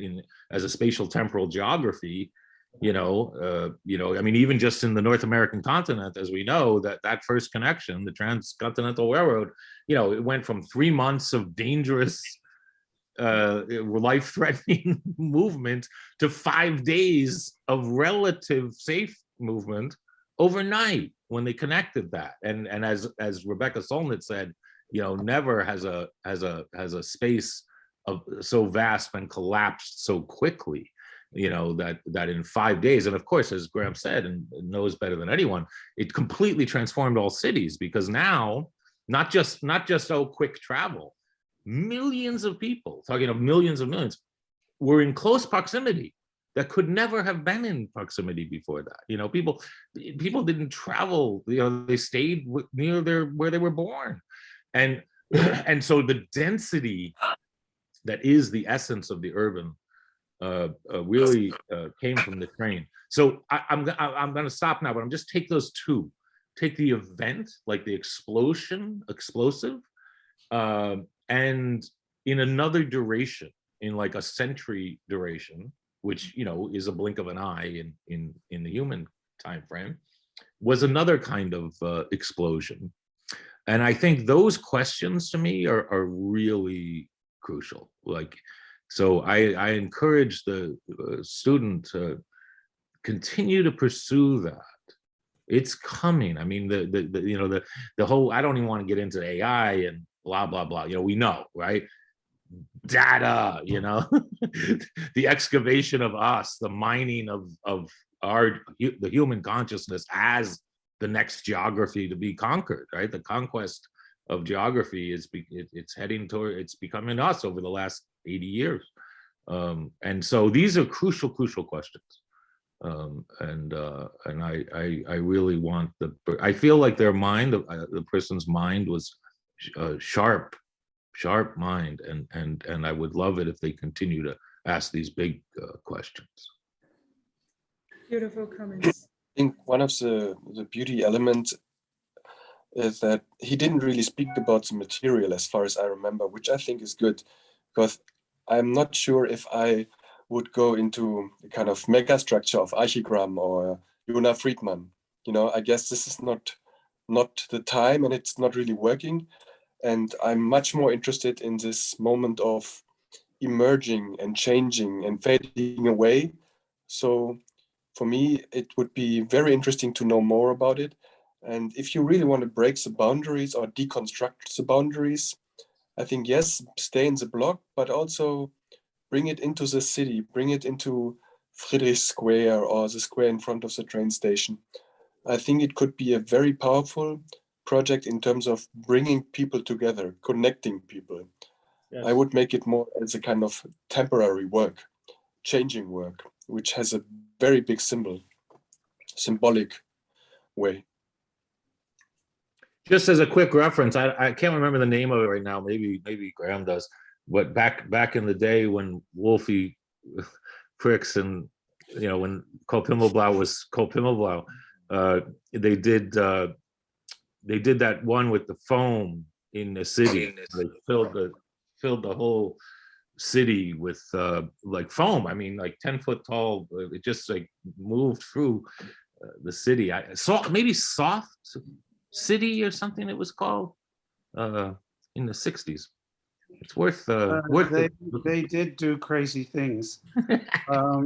I helped them get a house that was going to be demolished in London, and they demolished it inside and had a party that was a nightmare, where staircases were hanging off the wall and people were getting drunk. It was like, who's responsible if anyone gets hurt? But no, yeah, they did. There was that. Well, you could. I agree about the Archigram thing. Actually, I think that was a very good question about the material, and actually, I can't remember what it is. It does look like foam and floating. It's but it's a little bit in the first one too. You talk about dance, you talk about explosion, and then it becomes fixed. And so I like this thing about fading away that Hesse said. It's complicated. And also the thing about cracks, that we're looking at this facade of these buildings facing, and you can see that there's 3 different buildings, and there's peeking over the top, and there's obviously they're on Pilotti as well. So there's a whole game that could be played if it was Co-op Himmelblau, you know, blasting through in some sort of way. It sets up the whole thing and doesn't quite get there, but it's amazing that it, you know, that it got this far. I've been working on Archigram archives for the M+, and there are drawings by Peter Cook that are very like this. They also involve moving parts. I'm not saying it's perfect. I'm just saying that it's strange to see it come back at this point. And Co-op Himmelblau were their pals. You know, I'm doing interviews with all these guys, so don't want to go there, but it's fascinating. Thank you. Sorry. Yeah, I mean, well, they're only third-year student, but he's very brave. He's a risk taker, and you know, he's never stopped, and he's always trying to conquer the boundary. Yes. So that's what I was really one like about that, him. he was. The critics always ask for more. It's our job. We always want more. You need to ask for more. Yes, for sure. Yeah, he was the one. And he asked for more for himself too. Yes, that's the way it should be. It's a good student. Yeah, it's a very good student. It's like top notch. You know, one more little thought, and then I'm going to shut up. I liked what he did. Up. We need to hear from you more. I think there's something very potential. There's a lot of potential in what he was doing with the fabric and the stones. What I mean is, because gravity, you know, I mean, gravity is kind of a big deal, right? And it's been around a long time. And you know, I always say, you know, for me, one of the most fascinating things, gravity, it's asymmetrical, right? Meaning it's a vector that has a direction, right? It's pointing towards the center of the earth, right? It's a field of vectors. And you know, and we've been in conversation, the human species, with gravity for a very, very long time. That's why we're asymmetrical, right? I mean, our head is curved and our feet are flat because we've been, you know, we've been talking with gravity for millions and millions of years. And that asymmetry, I think, is potentially an area to explore relative to the explosion. So what I mean is, the explosion, of course, is like, you know, it's a counter force, and it's an instant, right? It's a very, not an instant, but it's a very, very short time frame relative to the long duration of gravity and the pulling down, you know, the downward pull, the entropy of gravity. And when he was with the stones on the fabric, I felt like there was something there, some spark, like almost a durational spark between the instant of dropping the stone and the long time of gravity. And then of course the structure holding up the fabric. You know, there's an invention, work to be done there. Mm-hmm. Yeah, I think he needs to work more on the architecture, you know, the architecture of his proposal. And well, it's only 8 weeks, so I can, well, I ask more. He can work more. That's nuts. He should work more during the summer, you know. No, but this, it looks like 30 weeks of work. I mean, seriously, just like the other day. I don't know how you do this in 8 weeks. It's kind of crazy. Yeah. I feel bad for the kids every time I think of it. I know. I'm a, you know, very demanding teacher for sure. Okay, should we have the next group? Thank you, beautiful work. Thank you very much. Thank you. Okay, let's have the second group, the third group. They are just a little bit introduction. They're, you know, a group of very tough young lady. So let's see how they rock, you know, rock and roll. Yes. They have everything. Whatever we ask for it, and they will have it. for the last group, Jiyuan, you should tell them there's a very good nightclub in Chengdu called Space. They have this, for 100 yuan per shot, they have this gun. But the gun, you fire the gun, thousands of the papers, boom, on the sky and falling down. So for the office trip for my office, I bought 100 shots for them. Okay. So all my colleagues pull the triggers, and then it forms some kind of like this war of this paper war. Right? We did that before. So this is the first time I saw that, but I was like, so I feel that artistic thing, if the student like it, or this paper war or these millions particles, it really links to or some kind of gene of inside of us.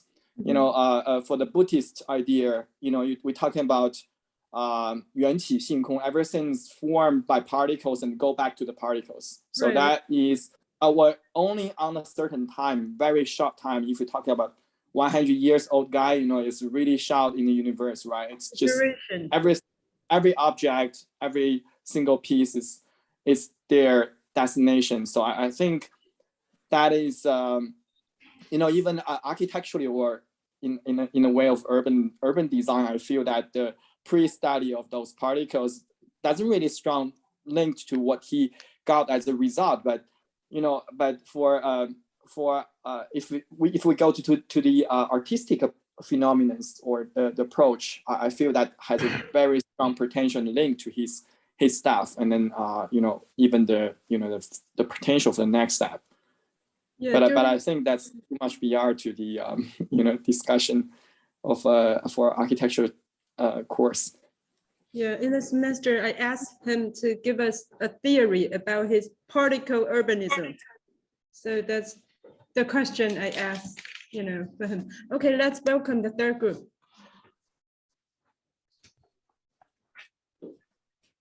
然后那个 Max 在那，然后你们的，等一下，稍等，我换一下这个 PPT。Good evening, teachers. I'm Luo Qingyun. I'm Li Junwen. So we choose the performance art exhibited in Documenta 8, which was created by Boris Mefnoni. So as is shown in the 稍等，别急，我调一下它那个显示设置，这样是不是就行了？可以了。As it's shown in the picture, it looks like a drunk or a suicidal person lying in the quiet light. But the pain and the salvation we feel from this static moment and the complex explicit and the implicit structure of the classical and chaos completed through the expression becomes the starting point to stimulate our continuous exploration. So at first we try to enter from the perspective of the body posture, but soon we move on to the analysis of the physical space and social space, also the industrial era behind it. We notice that in such a stable moment, the placement of the still life contains an implied cross structure, and the position of each still life corresponds to nails on the Jesus body. The human body gives us an impression of the death and drunkenness, but the cross structure implies a kind of saving and quietness. So, however, we find that such stability is only a superficial phenomenon. Logically, there is an interaction relation between still lives, which is highly related to the industrial. between the industrial scenes behind it. So therefore, we found that the shadow formed by the light hitting in the moving of the objects can form a shadow track, which effectively combines the time and space. So we use ruler to draw the track of the shadow in order to assess in the analysis of the scene. We also disassembled and analyzed the industrial elements. Through these achievements, we have obtained two aspects of the further research. One is the form of the industrial elements, and the other is the one possible expression of an overall social structure and expression of the timeliness. So after that, we got a background diagram of the scene on the table. We achieved the fact we want, that is, there is an infinity extensible space under a certain appearance, and this space is closely related to the industrial language and the timeliness when the still life is moving. So according to this figure, we have generated a series of forms based on the relationship between each component and other components. A three-dimensional model is also generated. But later, of course, we noticed that this structure in the form of language is very complicated, which includes the chaos and the order, the industrial language, and the space in the human body. And when we enter the site later, which parts are original, which is what we need to join, has become a more specific problem. And then we analyze the site.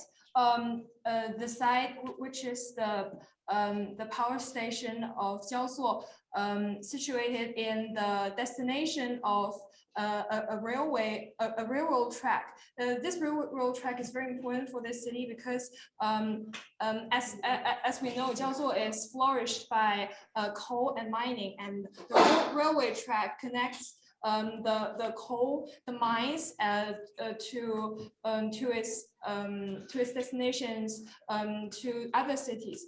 So this power station is quite closely related to the railroad. And as we can see, the shaded part that we draw on this diagram is the part of city that the railroad crosses. And as we can see, the chimney of this factory is very dominant, and it reached out to the sky, forming the skyline of Jiaozuo. And it is also a landmark that can be seen in a scale of a 5 kilometer. Which reached out to the most part of the city. And the machine that existed in the site, we know that it's only one of the 6 machines that once existed, only that the others were removed to grant the land some new use. And from this diagram, we also extracted some auxiliary lines that form as the distance between beams and the machines. It represents the time or a kind of rhythm that we discovered from the whole like factory linear system. And also there was a planned road that built in the near future, which kind of overlapped with the old part of the factory. As we can see, it means it represents a scar in the city that like dissolved the memories of the past, especially the industrial memories that once the people were all very familiar with. So we generated. So we kind of traced back to the linear system with the kind of when we put the old machines back to this site, and we can kind of formed an underground passage that connect the two parts that that once cut it out by this planned road. But this is only a kind of general plan that we discussed, and we dived into one of the machines that existed when we keep doing the project. And this is the linear system that we discovered and tried to retrace from this factory. And on finding syntax within the machine itself, we stick to the structure of our artwork analysis, which is that all those rolling frenzy lies under the control of a hidden yet dominant geometry. Firstly, we try to choose the chimney in the side as a fixed dominant factor, as it's truly the landmark of the city and can be seen from almost everywhere in Jiaozuo. We tried to discuss the relationship between the chimney and those machines disappeared from the side, with auxiliary lines representing the flow of time. We made sections based on the direction from each point to the chimney and extracted our first try of machinery syntax from the section, which is the diagrams on the left. We then decided to be more focused on the one machine that still exists, as we discovered that the essence of our project is still about how our syntax can resonate with the industrial language. We kept trying the method of generating forms through sections. In analyzing the artwork, we have an underlying chaotic nature hidden behind the order of still lifes. But in analyzing the site, the machine plays the role of a complicated figure that needs to be interpreted with order. It is this chaotic nature that terrifies people, yet at the same time it is full of vividity and hope, an urge of growing fiercely. And what we should do in such magnificent sight is to magnify its beauty with a humble gesture, not depriving it with extravagant forms. So we extracted a grid that resembles the grid of a classical plan to help us make decisions about the general structure of our functional blocks. Under its control, the block interact with the sections, fragments of the section.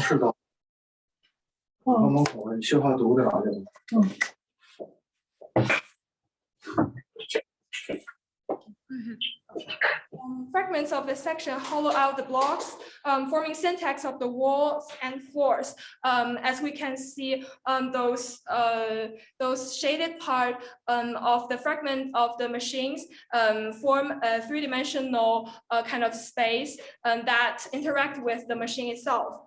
Our goal is to change people's understanding of the machine and types, but also in a humble way to magnify its beauty. And we use the same method to generate a series of forms and turn them into space with function. And as the render shows, this is the main part of the main space of this machine, and it is with the function of WeWork. And these are some models that we created with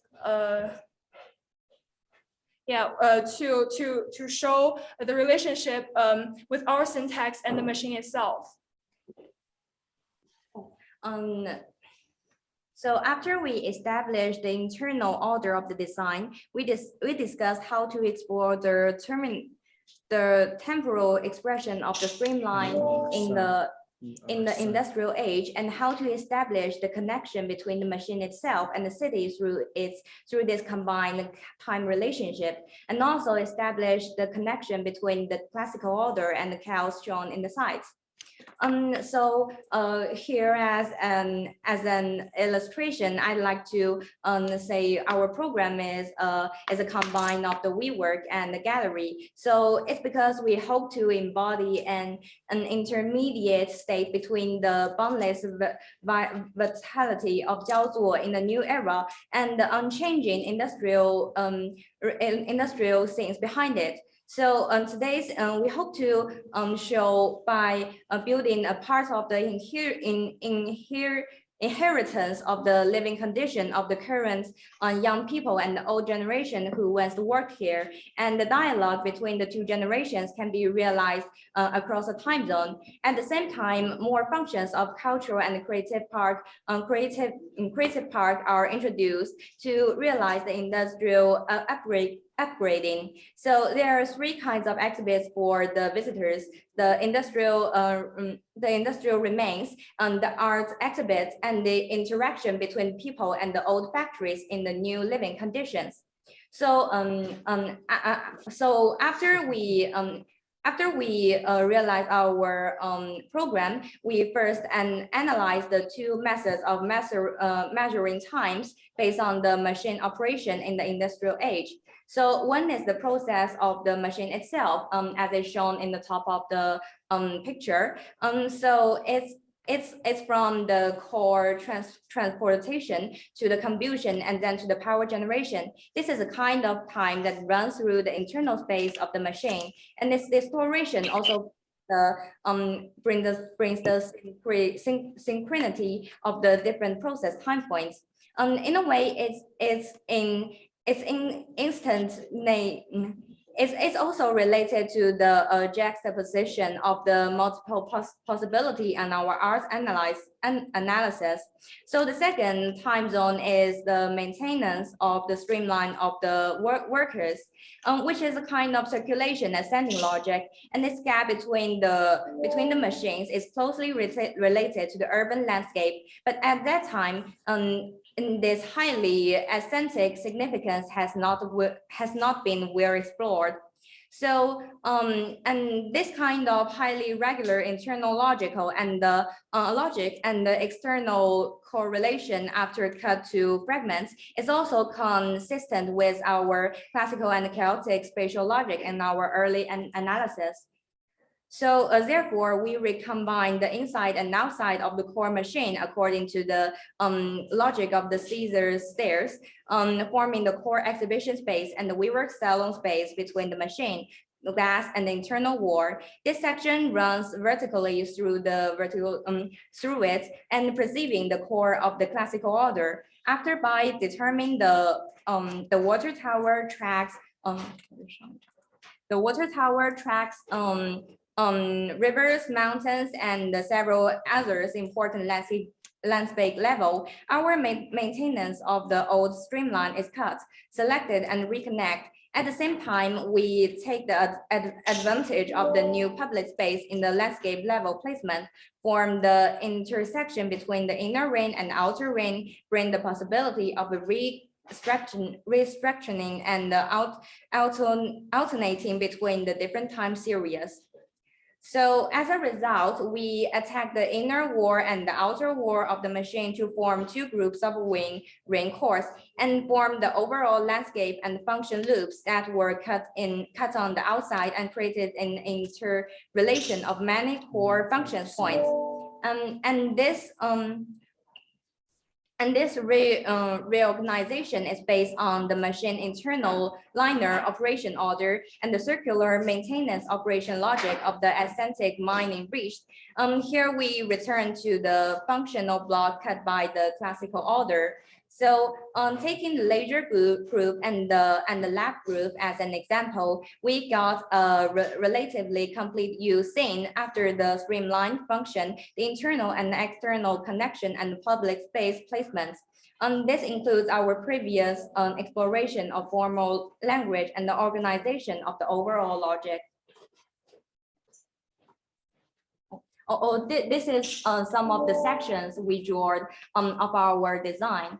And we try to remain the chaotic scenes in this section, and also the the sense of is classical maybe in this section, and this is two plan of our drawings. One is on the height of the 23.5 meters, another is on the 12 meters, which is some of the crucial one in the machine. And these are some of our models. And thank you. Okay, beautiful, beautiful work. Thank you. Anybody want to start? Anyone want to say something first? Anyone? Just.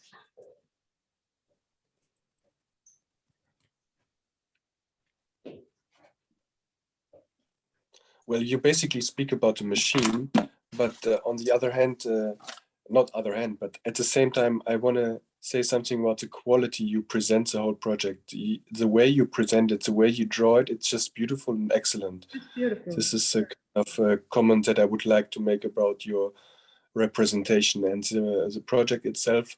Although I said it's a machine, it's a very sensitive and carefully executed project. So congratulations on that. I would like to, I would like to kill Professor David Gersten. I think it's totally your project. So you should make comments first. I don't know if I heard right, but anyway, rock star. I think, didn't you say that when you were introducing this group? Yes, rock star, top notch. Absolutely. I feel like they're really incredible sensitivity to the questions they're asking. I'm going to bounce between really just kind of two, and there were maybe a dozen more in there. But starting with the still life, and amazing, they had Jesus. I mean, they had Jesus in there, right? Relative to the still life and the deep, yeah, the crucifixion. I mean, deep questions about what was that all about? And I'm talking about the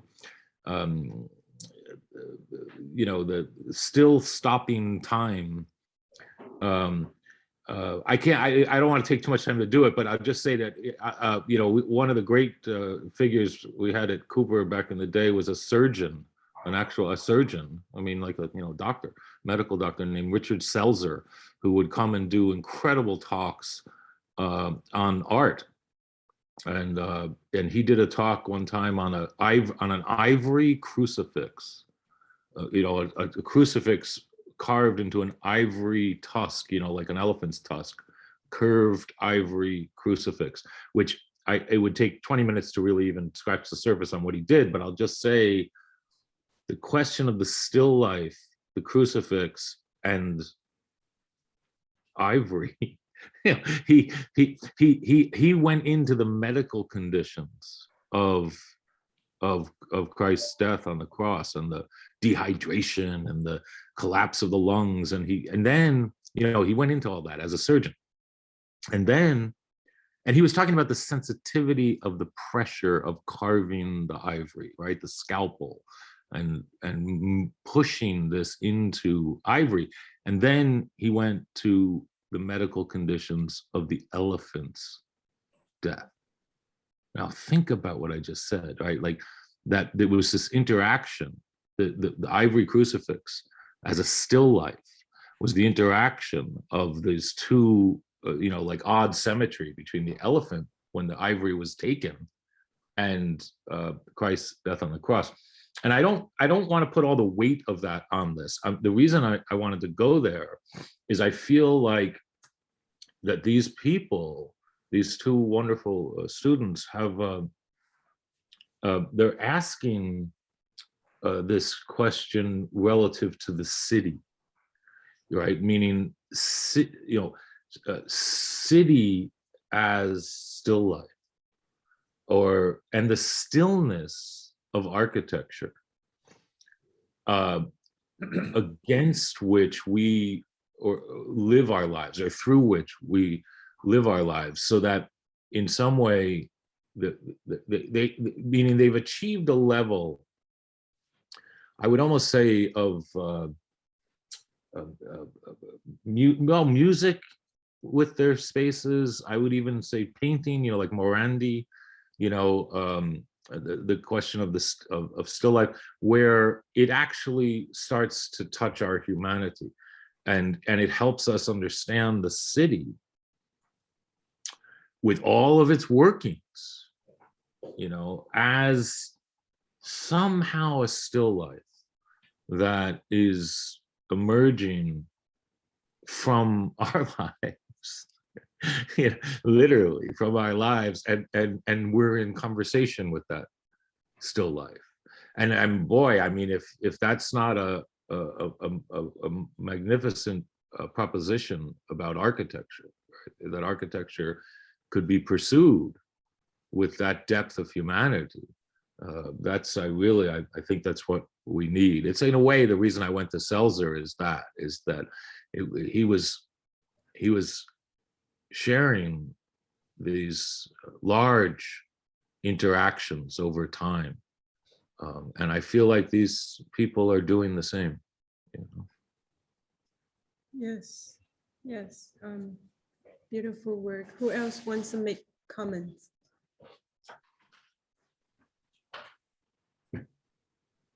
Professor Jay, you want to say something? Yeah, of course. It's fantastic.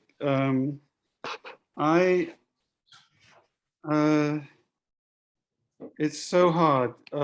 There's so many levels, and it's such a clearly expressed process. They're so articulate about what they're doing and how they're moving through this incredible process, and to do it in 6 weeks is absolutely astounding, and to produce these drawings. And then the sort of multi-layered analysis. I mean, David's going deep. I could go on about the machine and the machine city and the symbol of the chimney and all of this, and the mining town and going down underground, blah, blah, blah. But in the end, it's very, very beautiful work. I do have a sort of ironic, friendly question that is about scale, which is something that I have to deal with when I start to think about China, that the industrial process in China was so gigantic, and then it's now being repurposed for, in the pursuit of beauty and a better life. And it's a fantastic change in the use of the machine. And then the word that, I know this is going to sound very crazy, but it's a theme that goes through, is the humble gesture. Now, this is, I think, a really, really, really beautiful project, but I could never, and I know it has a humble gesture symbolically at the center, but the scale at which the humble gesture has to unfold is absolutely remarkable. And then the way in which they've tried to take it down into the very particulars of the process that we're in the building in terms of the big pipe flows and so on, and then to turn that to some other use is incredible. But in reality, if it as poetry, I love it. But when I go to Mass MoCA, which is something like this in Western Massachusetts, in a big industrial town, and it's been turned to an art museum, it's nothing like as big as this, really. But even in Mass MoCA, which is tiny by comparison, David knows it well, there's the scale of the space to be managed and how to inhabit it successfully. And here I'm thinking this is really gigantic. Like, how do you do that? And, I want the humble gesture. I think in Mass Mocha, they have succeeded with some amazing art installations that do relate to the body and to the humble gesture. But here it's really beautiful the way the question is raised, because it's so logical and sequential in the way it does its analysis.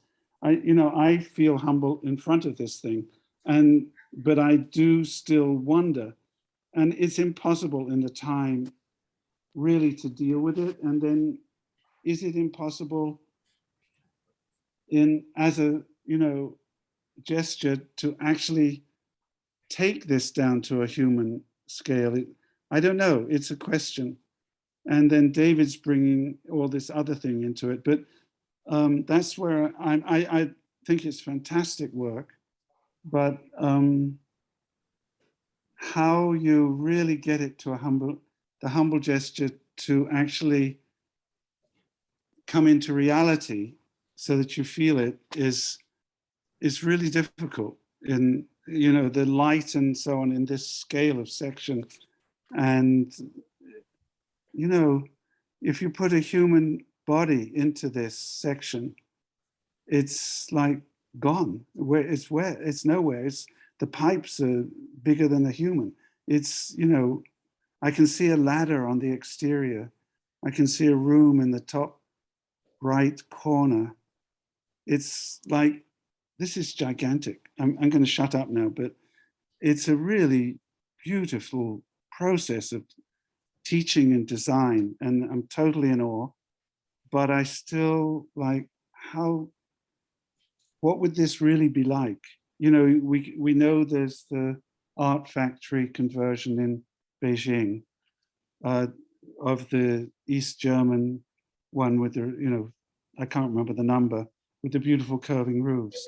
This is, yes, this is, yeah, sorry to be so bad. No, you're doing very good. I can't remember. you got me where, but it's a really beautiful process. But can we actually encompass these huge machines successfully? That's my question. It's brought on by this beautiful process. I mean, am I being bad? I don't know. No, Graham, can I respond to that? I'm so thankful. Graham, I'm sorry, but you're such a great teacher, because I'm lost. I mean it. All your students are here.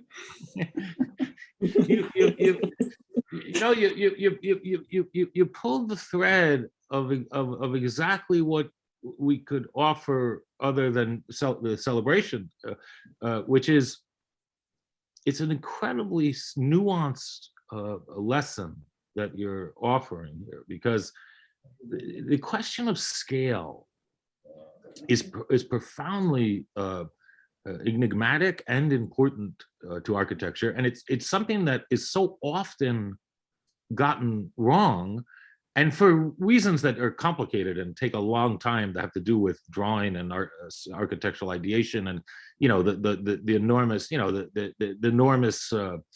multifaceted, complex set of interactions that lead to buildings, and how distant we are from them when we idea them and imagine them. But the key is this: that getting scale right really ends up having an impact on where the project lands relative to authorship and authority, right? Because scale and authority are intimately linked when it comes to resource distribution, when it comes to like all kinds of things. And I'm talking about voice, meaning the voice of something of this magnitude, of this scale, will somehow always be linked to authority. And so the authorship can be as beautiful as you can imagine, but its scale positions it in the voice of authority. And I'll offer one counter example, just so it's not also abstract. I will say, I think one of the most important and impactful, meaningful works of architecture of the 20th century was also one of the smallest. And I'm talking about The House of the Suicide and The House of the Mother of Suicide by John Haydock. These two works touched enormous questions of authority, of sacrifice, of, you know, the poetic imagination. I mean, John took a poem literally as the program, David Shapiro's poem from, you know, 1971, right? You know, in 1969, Jan Pollock self-immolated in Wenceslas Square. 1971, David Shapiro wrote a poem about his funeral called The Funeral of Jan Pollock. And John Haydock took that poem as a program in architecture, completely transforming the idea of authorship and authority, right? The program is not coming from capital, it's not coming from the state, it's not coming from any authority, it's coming from the poem. And so Jan Pollock, David Shapiro, and John Haydock intersect and create The House of the Suicide, The House of Mother of Suicide, which is one of the most powerful works of architecture of the 20th century. And it's whatever, I mean, it's, you know, 8 meters tall, you know, but it changed architecture. I believe that. And so I just wanted to say the scale of it. I mean, I don't want to sound silly, but I don't know if that were, you know, a 100-meter tower, 200-meter tower, I don't know that it would be as anywhere near as impactful as it is, right? Its impact, it changes the whole city. We built it in front of Cooper a couple of years ago. The whole neighborhood was different. I mean, literally, like the whole East Village was different while it was up in front of Cooper. So it's a very valuable lesson, Graham. I'm so glad that you brought this up. I would have totally, I didn't go there. It's great. David, it's very moving what you're saying. In their sequence, they did go down in scale. That's what was really interesting. I mean, they started at a small scale, they went up, and then they came back down, and then they went back up again. I love what you're saying about scale and authority. I mean, beautiful. Yeah, the last models they showed, just too quick. They really, it was like a blink. We saw these last little beautiful models that got us into the scale question again. Yeah, the one with the pipe. Yeah.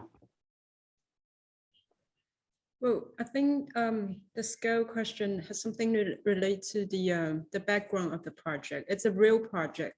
We got approached by the authority, the government of the city, Xiaojuan, and they're saying that, see, we have this incredible factory. It's abandoned, and the question we have is we don't have money to build it.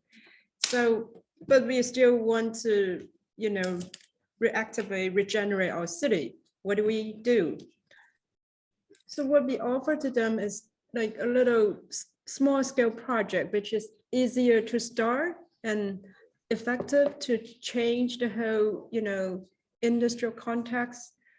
And so that's why they are doing small scale. And originally what we want, the setup of the studio is like, we want them to focus on the architecture scale, and we want them to get into the scale of construction and also the scale of the urban, the urban scale. So we want them to have the 3 scale together. I mean, we don't have enough time, but that was the early ambition. And that's why they are focusing on smaller scale, because we are a little bit afraid, like at some point they get into large scale, but I think it's a little bit difficult for them to manage it. No, it's beautiful and it's poetic. I'm going to shut up, but there's one last thought that I had, which was there's that famous landscape scheme in Germany of the ruined factory, which is by the canal. I'm really bad at names today, and I forget, I'm blocking it out. But it took the ruins and turned them into landscape elements. You could climb the wall, you could do this, you could do that. And it also cleaned up ecologically, you know, it used water and all this other stuff. and it's in East Germany. Yeah. Anyway, I should stop, and I apologize. Okay. No, we need to hear more. Don't stop. Anybody else want to make some comments, or we can move on to the next students? Oh, Professor Zhang Jiyuan, you want to say something? No, I really enjoyed the project and the talk by Graham and David. So that's that's what you talk to me, right? It's really great. I don't have any more comments. The project, the model, the drawings, they really rocks. Congratulations. Yeah. Okay, congratulations. Let's move on to the fourth group. Beautiful project. We have more beautiful projects, so stay tuned.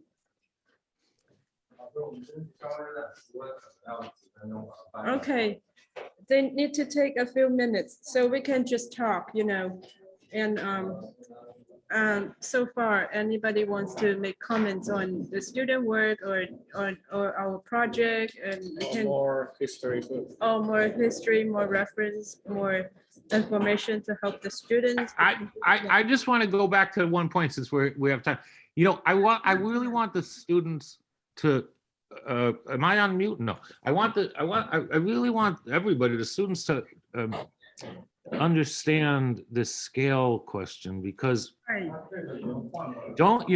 you should never underestimate the impact of people walking around in a city and coming upon some small thing that captures them in some otherness, something that is just, it could be a way a bench sits in relation to a view, or, meaning those are like what people think as small is sometimes very, very large. And certainly if you're talking about an urban context, a network of small interventions can completely transform how a city is understood.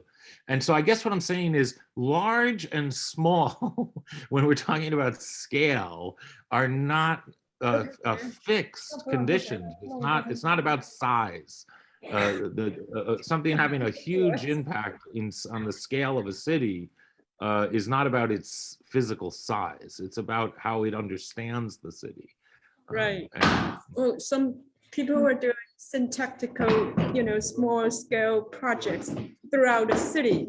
So, I mean, it's also amazing. We want them to trying to understand how to cool the city through some acupuncture kind of architectonic.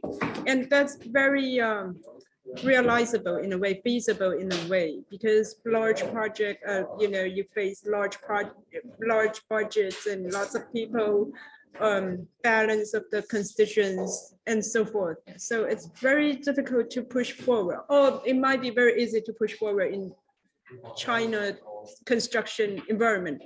Professor Zhang Jiyuan knows more than me. He has large projects all the time.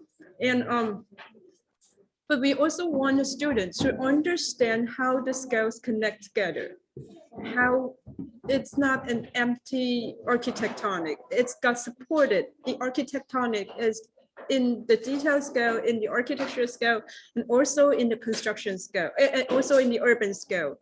And we also want them to know that when something is architecture, it always has the triptychs. It always have the philosophy, the space, the structure, as you say, Professor Gersten, and how the three things come together. So,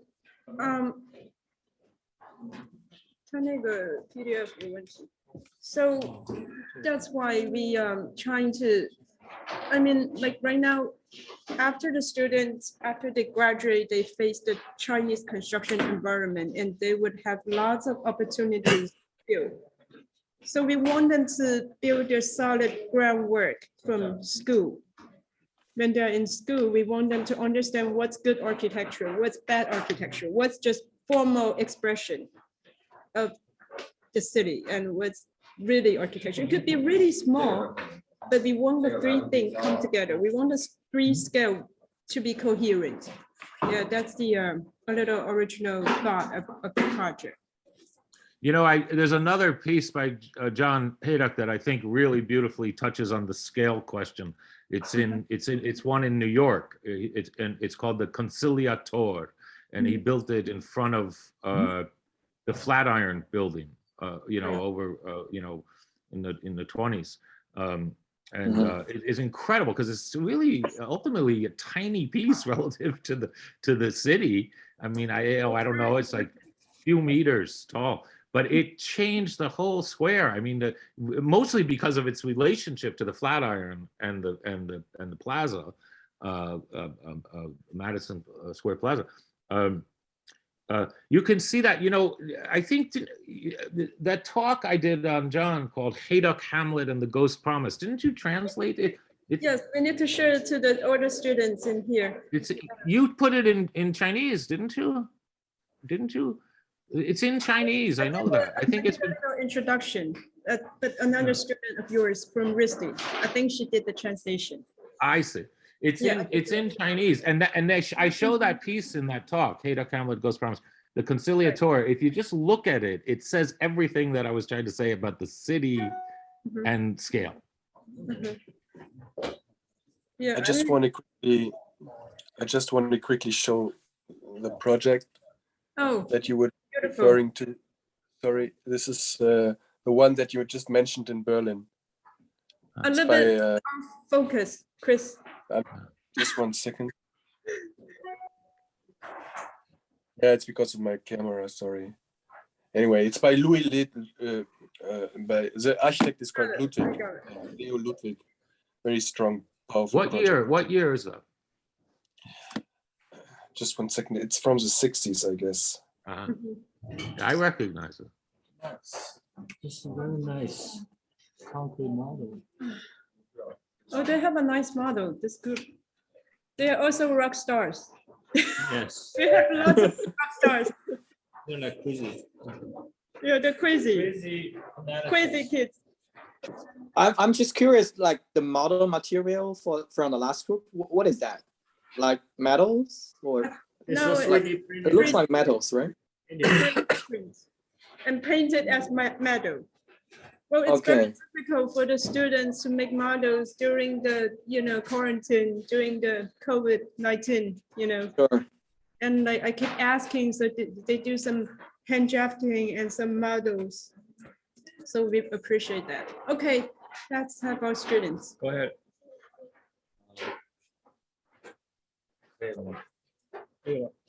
Okay. Hello, professors and teachers and also audiences. And my name's Nick, and this is Suki. And we've created this invention of a new Kassel City library as our project. And I'll first begin talking about the artist, which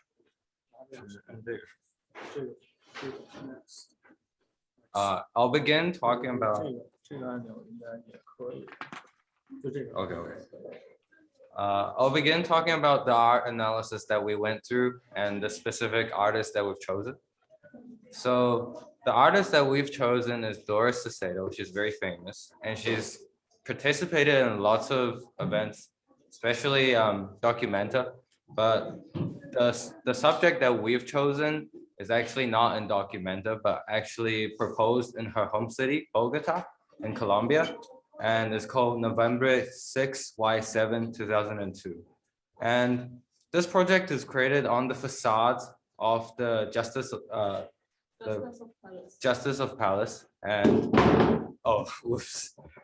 it had a significant event, as many of you would know, that the Palace of Justice siege that happened, and around 100 people were killed, and it was very brutal. And in her way, she used chairs as a replication of the event. And it was hosted in 2002 as a way to remember the people that's lost, and also to remind people of the deaths of the event, as the facades of the building is rebuilt by the new government, and it has led to the forgetting of a lot of the events that happened. And her purpose was to remind people of this event. And with this, we began with our first drawing, and with our analytical drawing of all the chairs that clumped up on the facades. And the line in the middle is the corner of the facade. So actually it's around 90 degrees and it's 2 facades of the parliament. And as you can see, we used cubes as a symbolic syntax instead of chairs, because as a way of simplifying the matter, and it's also capturing what we felt there's this dimensionality of the chairs, and also the spatial part of the chairs that's like the 4 legs create this box-shaped view. And with this, we've drafted a lot of drawings around how she's put these chairs together. And it's very important to note that in this image, the event was recreated as exactly how the event had unfolded when the real massacre or the siege had happened. And it only lasted for 35 hours. And the art was really, really impactful in a way that it's not lasting a long time, but in itself, it has reconstructed time. Hold on, the PowerPoint's a little bit stuck.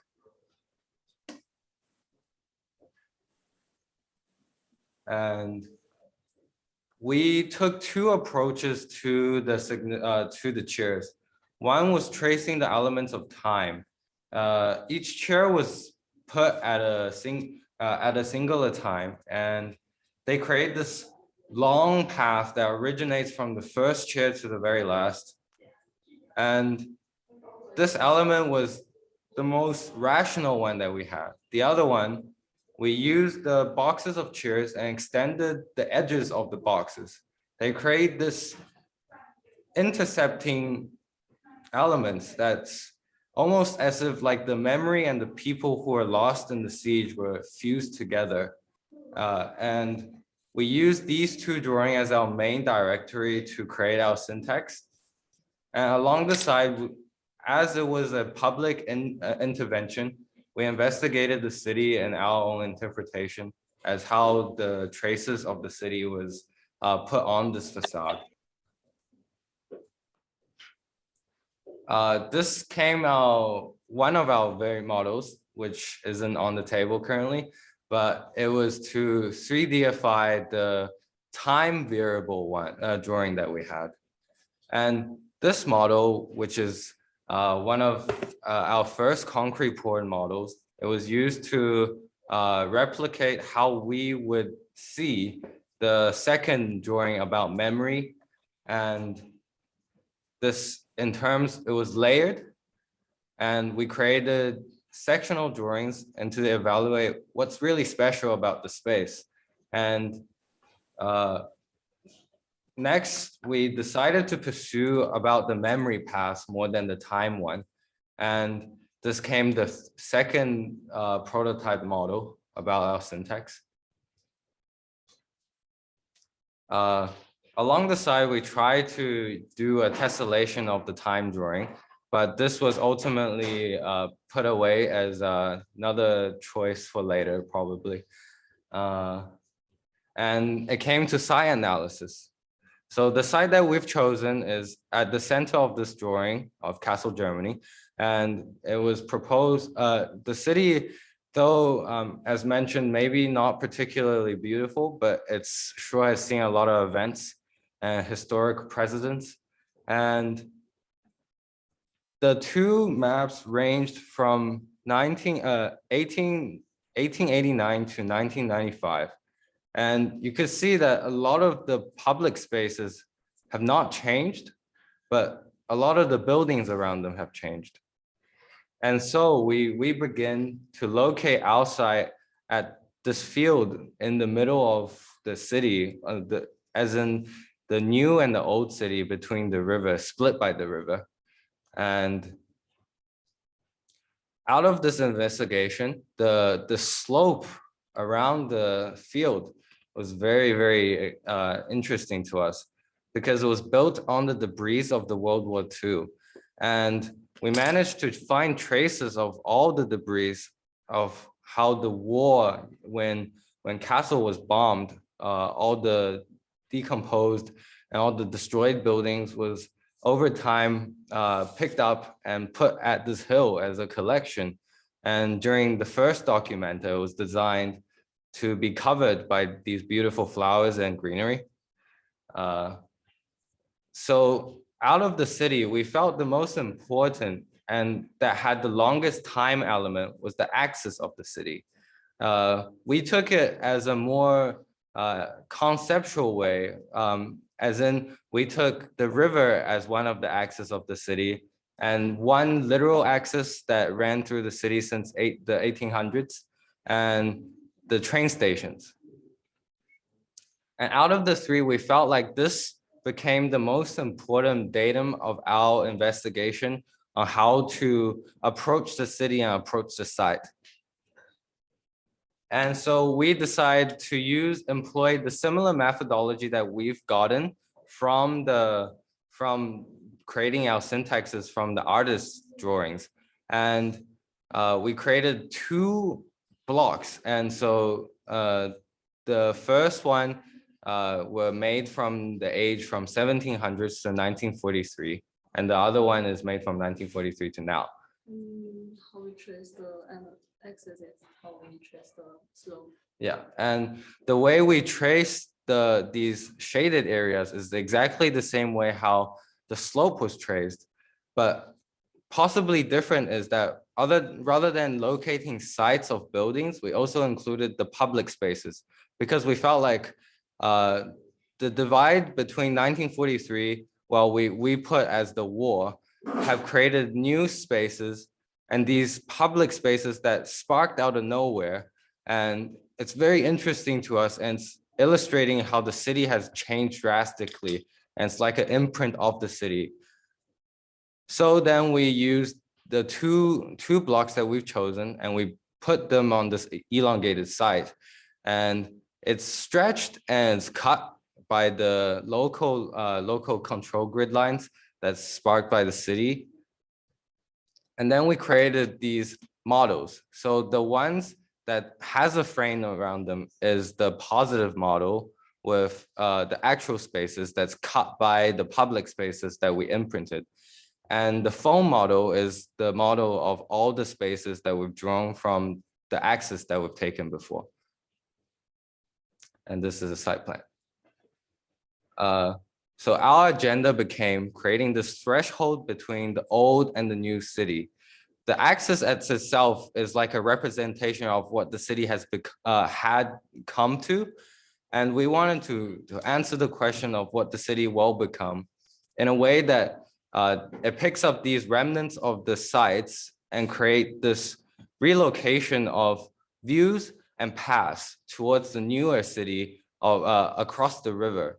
As currently, we feel like there's this issue about when people visit the city and when life comes to the city, it's very split, like the new and the old is difficult to communicate in civic structures even. So we proposed that each volume had its own civic structure, like a program that we deemed fit for the space. So the image on the right proposed is we've chosen six buildings and open spaces on the old city and six new spaces on the newer part of the city. And they are linked together by path and view, literal views, and 2 was a new city to create this threshold of the old and new.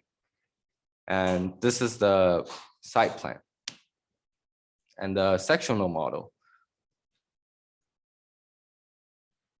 And a few of the models that we've made. And let's see, there are the renders of the final buildings that we've proposed. And these are the inside drawings.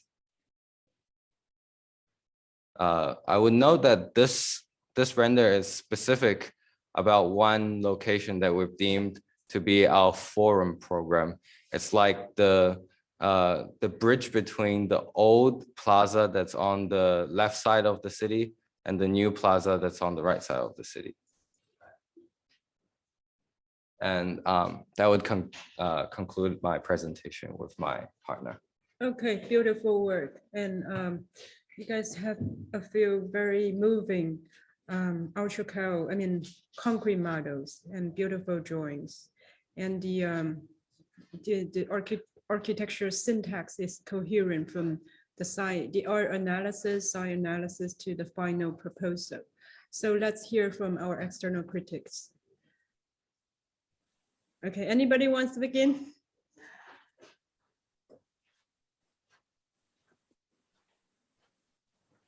I still feel the first model is the best. Okay. I'm just struggling of the result in the first model, somehow lost this, this archaeological meaning of the model of the pre-studies and this is the beautiful. It's very moving. And also, the thickness and the layers, and I think it's somehow a little bit getting lost of, for the final result, but still quite, the whole process, I don't have any question. It's really clear and the steps, but, for some reason, this one is also really great. I think the layers is lost because we tried different methodology to pouring the concrete, and ultimately it resulted in different textures of the surface. And I think for the final one, we chose to pour as a whole. So instead to pour like a layer. So perhaps it loses some of the layering elements. Right.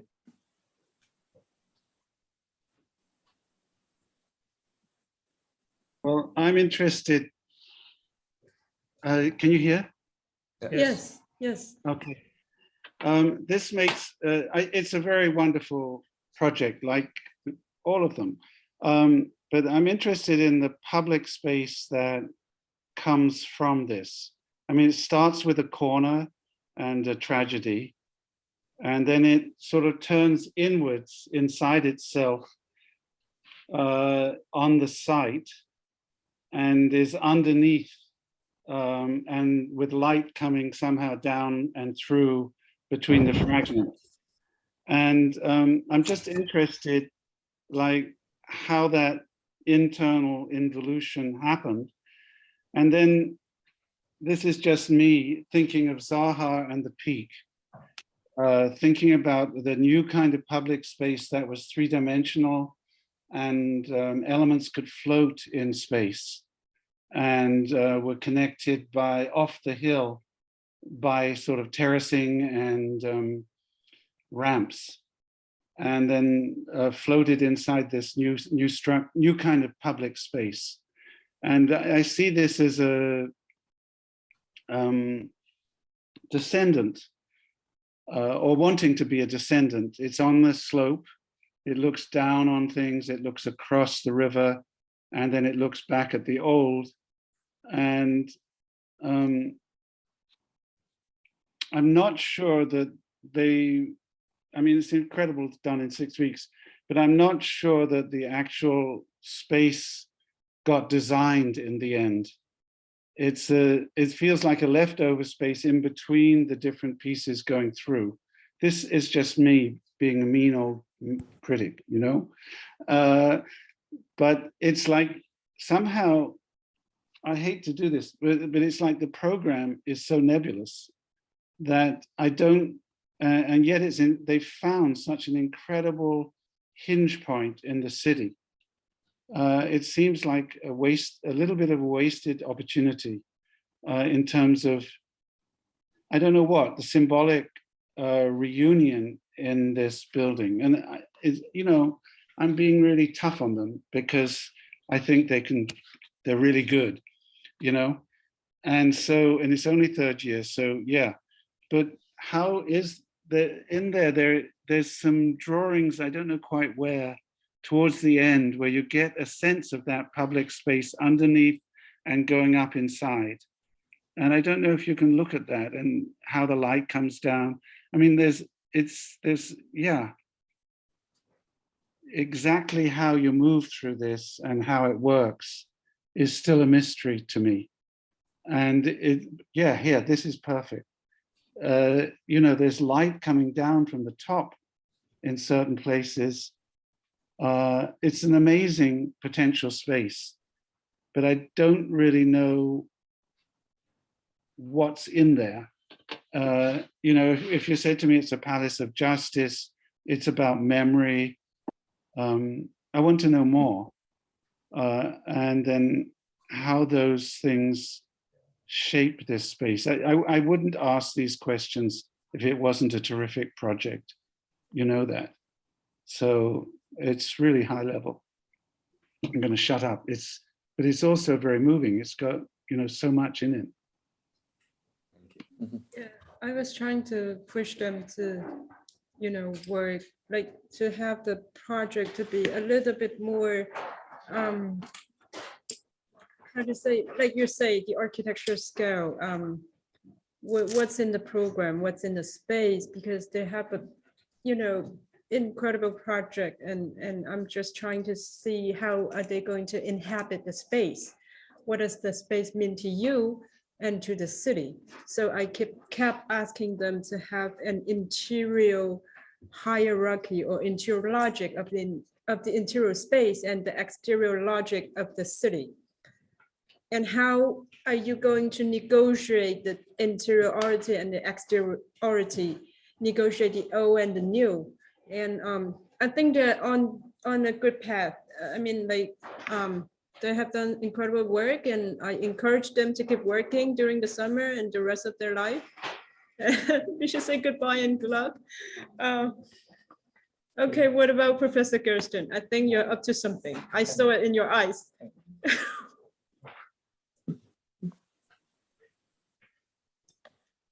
You have to unmute. I'm trying to think where to start, because I think some of the questions of scale that we got to in the last one really are very important in this one. And when I say important, I mean as a lesson, as something for them to really think about moving forward. And I guess I'll start with the chairs, you know, because, you know, the chair, you know, it's incredible, just when we think about architecture, you know, architecture as, let's say, the anticipation of inhabitation. You know, we could, you know, it's very fraught with peril to define architecture. But one possible sentence that applies to the discipline is that it's the anticipation of inhabitation. And interesting there, you could apply that to both architecture and architects, right? Architects are also anticipating inhabitation when they're engaging in their architectural pursuit.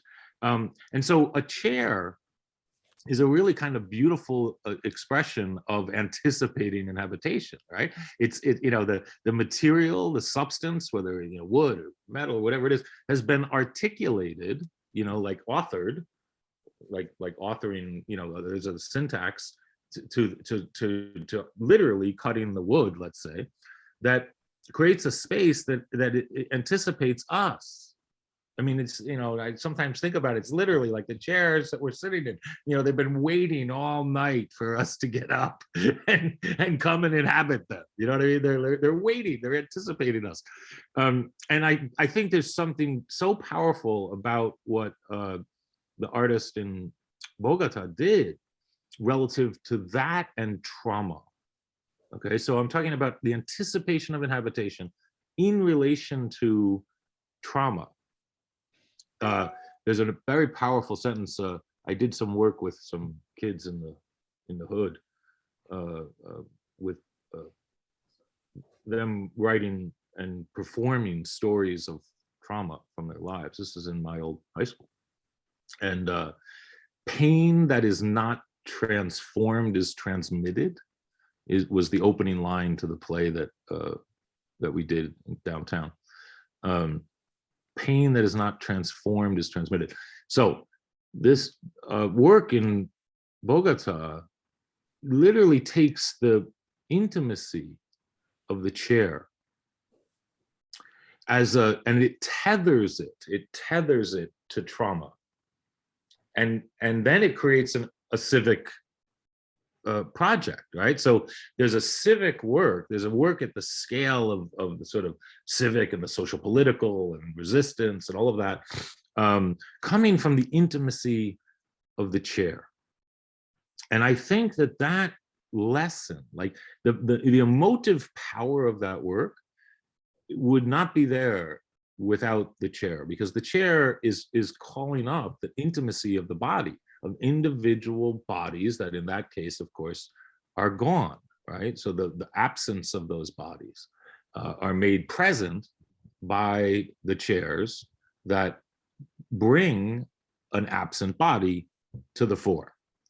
And I believe that these students intuitively sense that in the pieces they make. And I'm talking about the small scale pieces. I'm saying, when I see the photo of that hand holding that model, where it is, the piece is simultaneously hand scale, right? Like the chair is body scale. It as a full scale piece, it is at the scale of the hand. So, and I believe trusting that scale is ultimately what I'm trying to convey. Trusting the fact that their interaction with the pieces and their hands, so I'm literally talking about the actual object, not what it's of. You know, I always say a drawing can be of something, but it always is something. So the isness of the piece in their hands and how they move them about and create a conversation between them. And of course it's of something, meaning there's a scale, right? It's projecting something in another scale. Trusting the hand in this case is what I think they need to do moving forward, meaning the isness of the work is kind of essential to the trauma piece, essential to calling up the trauma that is shared, right? There's individual lives are gone, and then there's a shared trauma between us. There's a civic memory, right? A memory of that loss, the memory of loss. And to get at that memory of loss, you need the scale of the hand, you need the chair, you need that intimacy. And so I think, yeah, I mean, my God, I mean, can you believe we're even at this level? This is a thesis at Cooper in the 80s over a year's work that we could get to this level of discourse. And the fact that it's whatever the facts are, third year and 8 weeks or something, it's nuts. But I just want that moving forward. And the other thing I put a note here, back to John Hayda, victims, which I believe I maybe speak of in that same talk. I can't remember if it's that one or another one, but I think at the end of the Hayda Hamlet and the Ghost Promise talk, I go to victims, where John literally is addressing World War II in Berlin, and does a work of enormous impact and very small scale. It's a constellation of fragments that are addressing the trauma. It's on the site of a Gestapo torture chamber in the center of Berlin, and he did a project there called Victims that it should absolutely be looked at by this group by these people with what they're asking. It'd be nice to hear a little bit about the Kassel professors. Yes. Because the city suffered so much. Yeah. Actually, I would like to add something on this, especially when I see this model on the table right now. I would encourage the two students to work maybe one more week on this and to kind of decentralize this project, because your urban analysis and the way you approach this whole project, it's so beautiful. And you showed us the way all, you know, this very important axis, Wilhelmshöhe, from the castle up in the mountain to Klaas Oldenburg's installation at the Fulda River. And this almost really demands a decentralized approach. So if I were you, I would like to encourage you to rethink this huge object down there, because there's really something wrong with the scale. But maybe it's a big chance to just take it apart and to put it or relocate it into 3 or 4 different spaces, locations within or along this axis, which would make it very, very powerful. But apart from that, I think you did a really great job. And you also, your narrative, your story, and the way you approached this project is very strong. Nevertheless, I have to agree with the other professors. It shouldn't maybe end in a big decon structure, which is out of scale. It could be more embedded into the urban context. Thank you. And let's welcome Professor Christian Kuhner. I think he has a very important comment that he left in the message. Do you want to say something, Mr. Kuhner? Yes. Just very briefly. I mean, it's really lovely, and I thought it was nice that also, David, you mentioned you talked about trauma, and as a German, this trauma, and especially in Kassel, is always, I think it's a very important element. That's why when I saw the first slide, I was immediately reminded of Daniel Liebeskind's Jewish Museum in Berlin. Also this very brutalistic approach, which kind of like represents this compressed trauma of Germany's history. And I think that's what I really like about this. And I feel that the space doesn't need much more purpose inside. I think it really, for me, it speaks to itself, that it invites people to go in and just to experience the space and the voidness and the shadows and the light there. I think it's really, I really like that. It's and also that it's a bit separate. That it's kind of a standalone, and people are attracted to it by its shape and come there and are kind of drawn in to explore it. So I really like this approach. Thank you. Anybody else want to add something? Or we should just move on to the next students. And beautiful work. Congratulations. Thank you. Thank you. Okay, during the time we shift to the next group, we can, take a break or have some snacks, or I don't know, keep talking to me. If anybody wants to talk to me, and we can just take a break.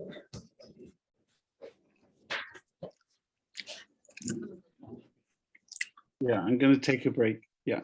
Take a break. Thank you. I'm so sorry that it takes so long, and I think the kids are very effective.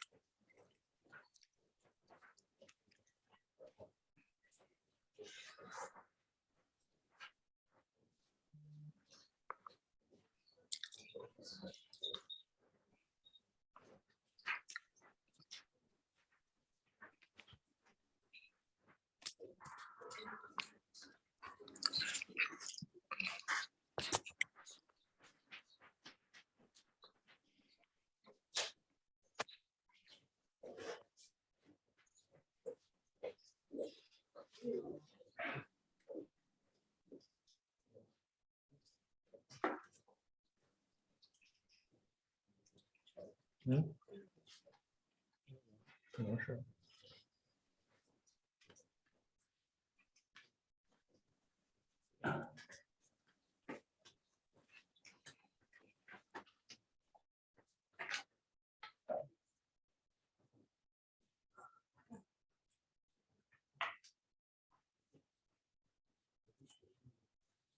可以了吗？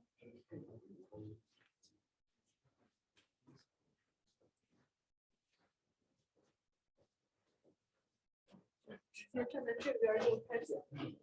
站在这个桌角就可以了。 Okay. 我们把那个不用再 Everybody ready? You can. 你要不要放在中间？ Okay. Okay, we can resume. 然后站在这个桌角在上边对着你。这是麦，这是麦。OK， 这是控制这个屏幕的键盘和鼠标，有两个控制，一个是这个箭头，这个也可以。这是它的鼠标。OK。我们就直接开始。直接说就行。 OK。你们先试一下控制。没拿，我点一下。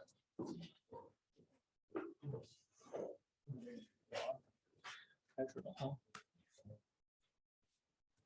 好了，开始了。现在开始了是吗？可以了。Okay, it's our turn now, and so we first we thought we need to make an understanding to the location. So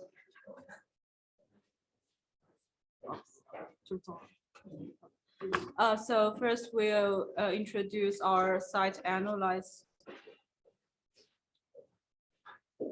And we have analyzed the overall situation of the city.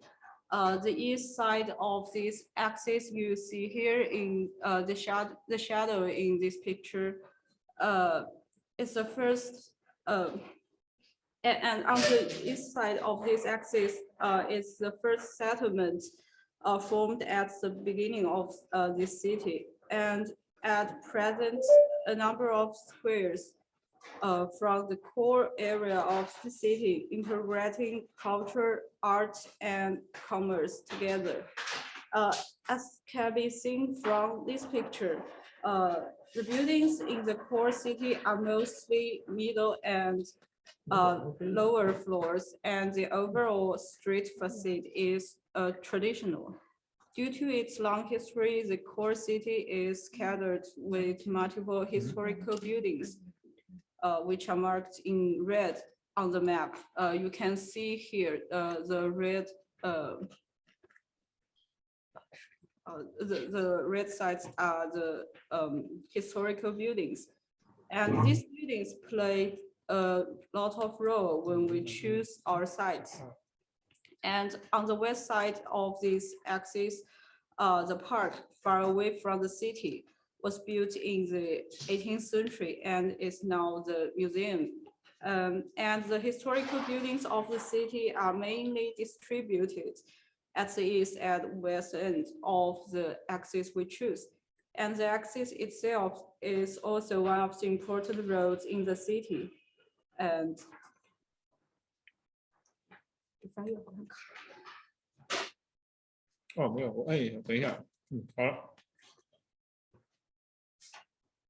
and we finally choose the site in the east area of the axis close to the corner of the museum. And there are many historical buildings here you can see in this picture, which have gradually become what we saw today. And there are many, and in this picture we analyze the traffic situation and some other situation of these sites. And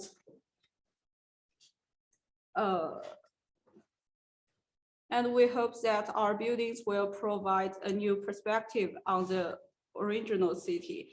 And when you enter in the building, you can enjoy the space we create in a physical, visual, and also a way like you playing games.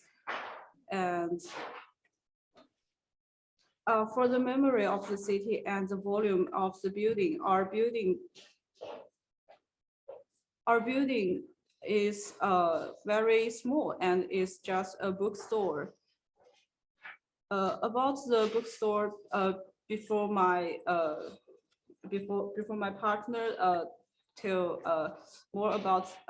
introduce more about the detail, I need to tell you about our logic.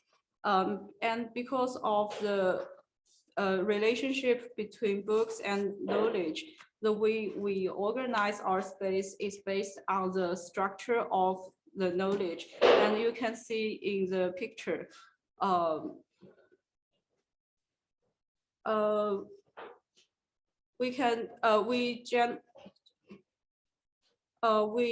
you can see in this picture, there is a root topic, and there are some other topic based on the root topic, and we make use of this item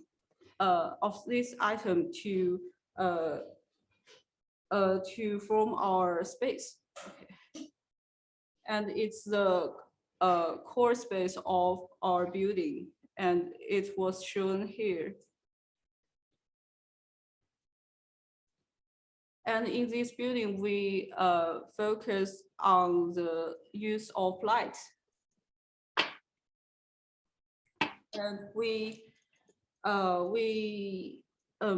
divide our space into two parts, and my partner make some detail of these parts. Now let me introduce our own concept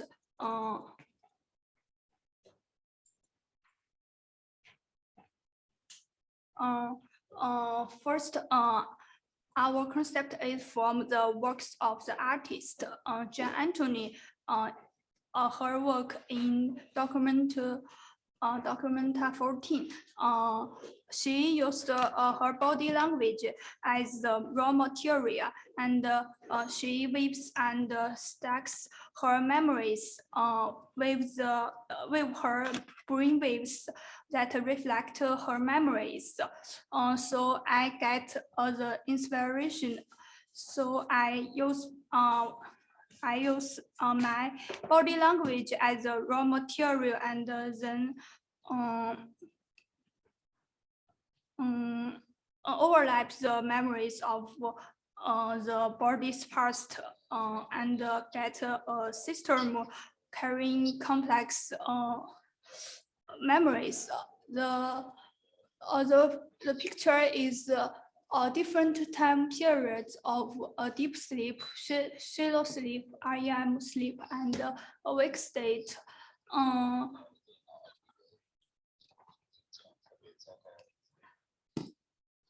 The dark color is the moment with more state overlap, and the light color is the moment with less state overlap.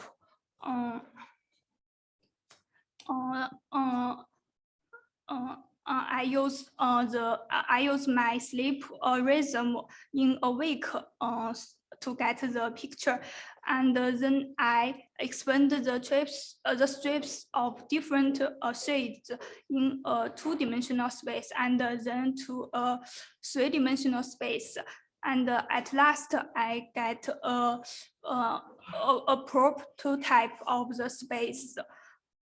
So that's our logic of space, and next is our logic of plates. On the plates means the strips of different shades, and I separated the strips to get these plates, and the plates can enclose space, and the plates can limit and extend our line of sight. We can treat the plates as movable parts, and then we can move them to get various space. So we can get a logical space from this, and next is our architecture. Our architecture is a bookstore in a city square.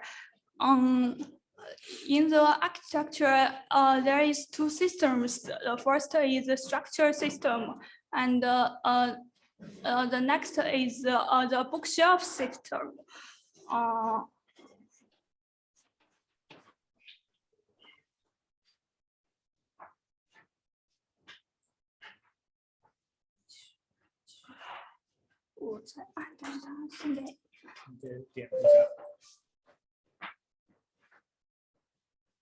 Okay.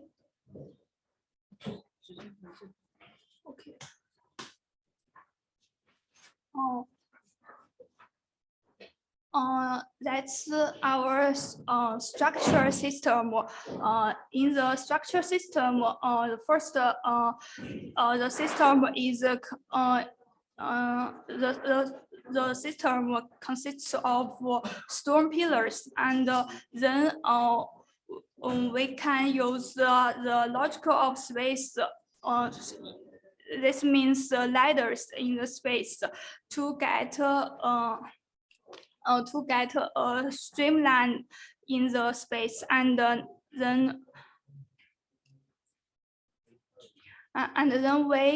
we use a removable bookshelf system to realize our logical outlets.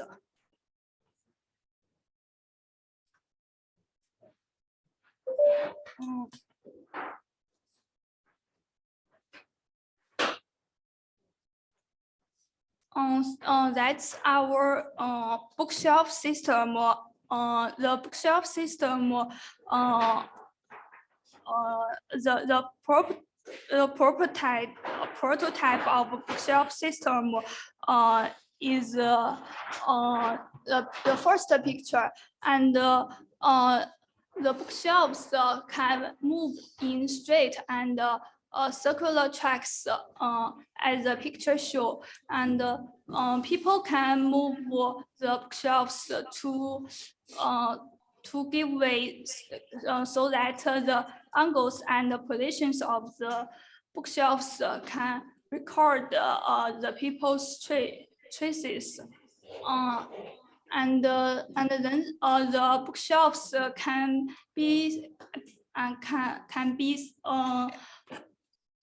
the plates in space to enclose the space, and the angle and the position change of the bookshelves surround the different areas of knowledge, and the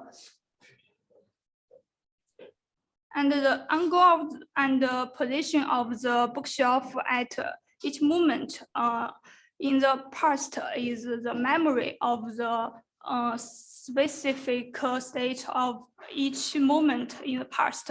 So in different memories, the space changes, and stacking the state of bookshelves at different times can get the memory of crowd activities in the space.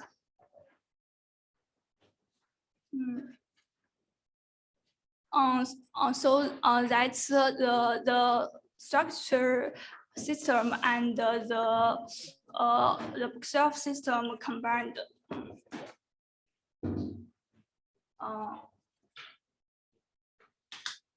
And at first, I choose a video artwork from a female artist for my work. And video art began to rise in the 1960s and 70s. And it developed very rapidly in just a few decades.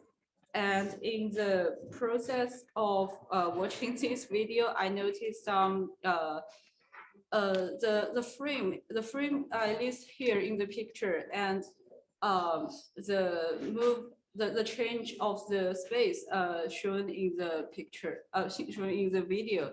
So so that's a reason to for me, that's a reason, and I want to make use of it. And at first,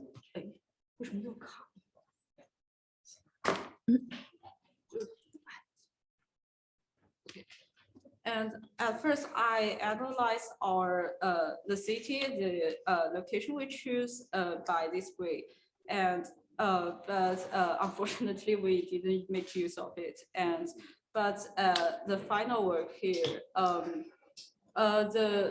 the space where it creates the space which were divided by our bookshelves now became a space to enjoy, and you can make a perspective of the city through this frame. So finally, we can, in this way, we can enrich people's experience of the city by making our architecture a small observer of this city. And that's all. Thank you. Okay, thank you. Beautiful work. Beautiful analysis and beautiful work. And I especially like the shelving system that you guys have, and how with the kind of shelving system, the knowledge system climb with the structure system, and how with the frame of the city got, translated into the interior logic of the space. And let's hear from our external critics. Professor Kirsten has to leave, so he left some message for us, and we still have, we're gonna have three groups, yes. Anybody wants to make any comments?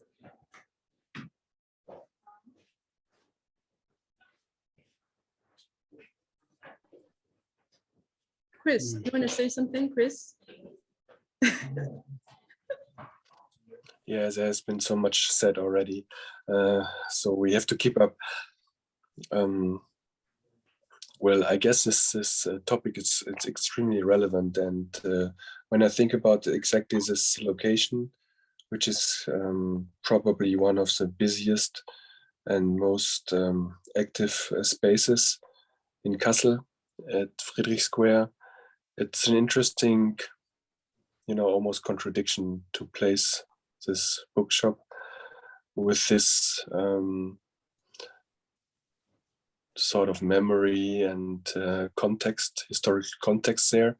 So I guess it's a very appropriate space. Although I'm not sure about the scale, interestingly, because we spoke like in the last group, or also in the group before, we spoke a lot about the scale, and the impression was that it was a little bit out of scale. This time I have the little impression that maybe the scale is not big enough. When you see it already in the plan, you see Dokumentarhalle, you see Fridericianum, you see these big elements. Last semester, you remember one student called it World War II survivors, these big elements, these big buildings. And this time, I think I would maybe keep it in the scale, but it should interact more with a direct square, with a direct urban context. It's an interestingly very architectural project, a tiny architectural project which has certain qualities, which I see, to be honest, more in the model. I carefully looked at the models, which are super nicely displayed on your cameras, with your cameras. Mm-hmm. So I think it's a relevant project, and although I would keep it maybe a little more open to give it more freedom, and so yeah, this would be probably a step I would step back a little bit and give it more freedom and abstractness. But anyway, thanks, and great work. Yes, and I think they're up to some very important issue. They reconstruct the system of knowledge. I mean, which is like reclassification of civilization, which is a crucial question that they raise in their project. So, recording in progress. Here, I want to say something. Professor Graham-Shane, do you want to say something?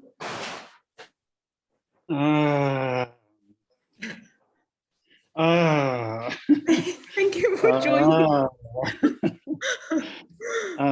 I agree with Christoph. I don't know the site so well, but I trust his judgment. If I'm honest, this project doesn't speak to me very much. The idea of moving bookshelves around, they're very heavy. You can't actually do it without a lift or something. It's going to have to be mechanized. I'm just being practical and a bit nasty, and I apologize. But it doesn't seem like this would be the way to reconstruct knowledge at this point in time.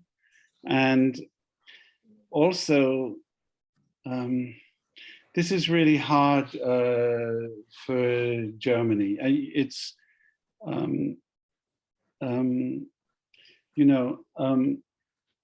I was very, very moved recently because in Berlin, they reconstructed the Warburg Library. And they made a rebuilding of the exhibition hall and library, 3 different virtual constructions of it in a Gropius building, I think. And the library actually moved to England where it has a rather ugly building with a reconstruction of the library room, which was oval. And it had a particular form because of the person who collected the books for the library. So here it's like a machine that can move, but you have no person that you know is constructing the library.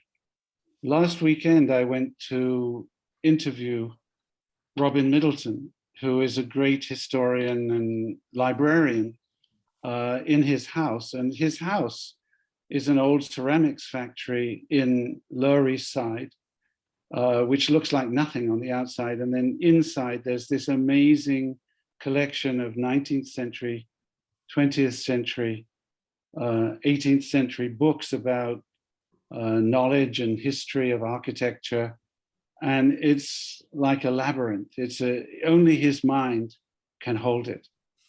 And yet he's one of the great scholars, living scholars. I mean, he's 90 years old, absolutely brilliant still. And so this library doesn't, I'm going on a bit, but it's like, I don't understand how it relates to the institution of, and to the city in certain ways. I don't understand the person who made it or why it's made. I may have missed it in the presentation, I apologize. And then, yes, I agree, the building, it's a humble building, which is what I've been asking for in sometimes, but it somehow doesn't get there for me. And I wish David was here, is what I say. That he would be able to talk to the architecture more. I understand the move to try and make it something small, but the program, I don't know, to have it so open and flexible and movable in every way, and it's sort of indeterminate, but it also is horribly inflexible. So, because it's tied to the columns and stuff. So it's a difficult one for me because I love books. So I honor them for trying to do this, but I'm not happy in the end. And I say that humbly because they've tried to do it. And I'm not sure what I would have done. If it's the bookstore for the art festival, then I could see it in a different way, in the way that the Venice Biennale has a bookstore that was designed by Jim Sterling. And then it becomes something to do with the festival, to do with art, and it has a program, but it's not all knowledge in this sort of, it's such an enlightenment project. You think of Boulez and all of that. So it's a hard one, and then it's got a digital dimension that should be mentioned, but isn't. So I'm being really tough, which is not good. It's because they were being humble, but I don't know. I wish David was here. I miss him already. Sorry. No, it's beautiful comment, and I think the students, they're making a great effort on this project, so I really appreciate their effort, and they have made great progress in this class, and so I really appreciate their work. And it's very ambitious. I mean, ambitious. Yeah, ambitious and nice drawing, and beautiful, and I would say congratulations to them and to what they have far exceed their ability from the beginning. I saw like they progress so much, and I would really appreciate that, and I would say they're very good students, and I really love them, and I understand your critics, and I just have to defend them for a little bit. And I think that good students. And maybe we should move on to the next student, and congratulations on them. Thank you. Very good work. Thank you. Very good. Thank you. Ying, I don't want to be impolite, but is it possible to speed up a little bit, because we are running out of time, and I don't want to step out. Is it possible to finish within the next 30 minutes? Do you think it's possible? I think so, possible. We only have three, right? Three left. Yes. Then let's do it very fast. Yes, let's do it faster. Yes. Or we can, I remember in Tianjin University, we, when time is really in rush, we can put, like, they can present once and then we can make a comment. That's a better way. You say they should all present, all three last groups? Yeah, and then let's do it like that. Comments, like, also as a, as a comparison, conclusion. I don't know if it's a good for the students, because they put a lot of efforts. Who is it okay? Yes, we will speed up a little bit, and I think they are okay. We should speed up a little bit. Okay, let's begin the next one. This one is quick. I have a couple pages.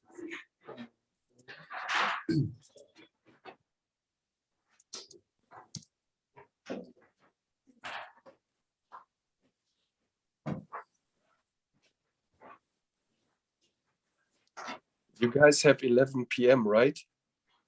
Yes, I know. It's quite late in Beijing. Yeah.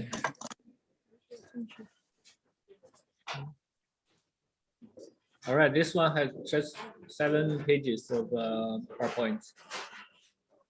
All right. 可以开始了。我怎么操作换一遍？你就方向键。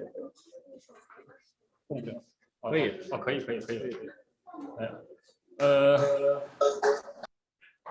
你的是不是有人没开了麦？你关麦就行。OK。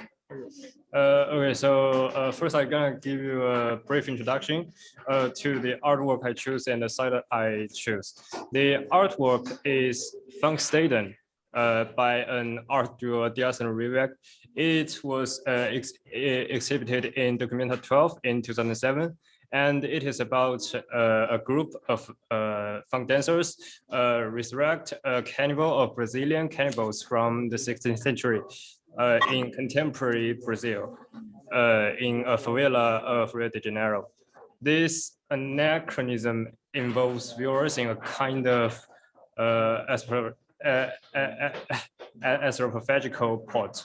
And the site I choose is the Koenigs Plaza, which is a round plaza in the center of Kassel city.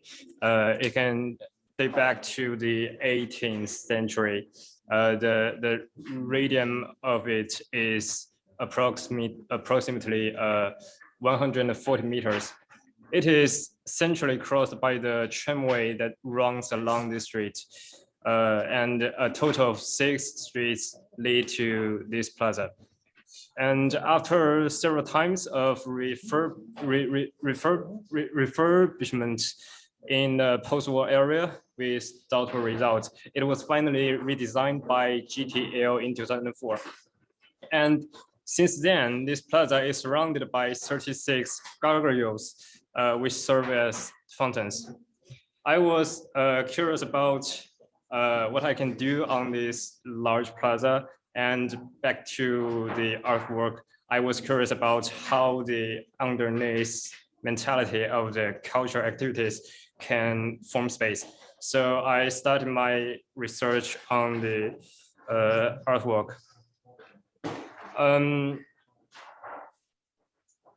Once more, this artist is named Funkstaden, and that is because there was a European traveler named Hans Staden in the 16th century, who once traveled to Brazil and was captured by a local cannibal tribe named Tupinamba. After Hans Staden escaped from them, he got back to Europe and wrote a book about these cannibal tribes. On both sides of this picture are the original illustrations in the book of the cannibal tribes ritual or their carnival. I tried to abstract the whole event into a kind of pattern, and in this pattern, the body of the victim is in the center, surrounded by these dots, which represent human beings, and the positions of which form different shapes. And I call this the primitive event. And next, for the artwork itself, for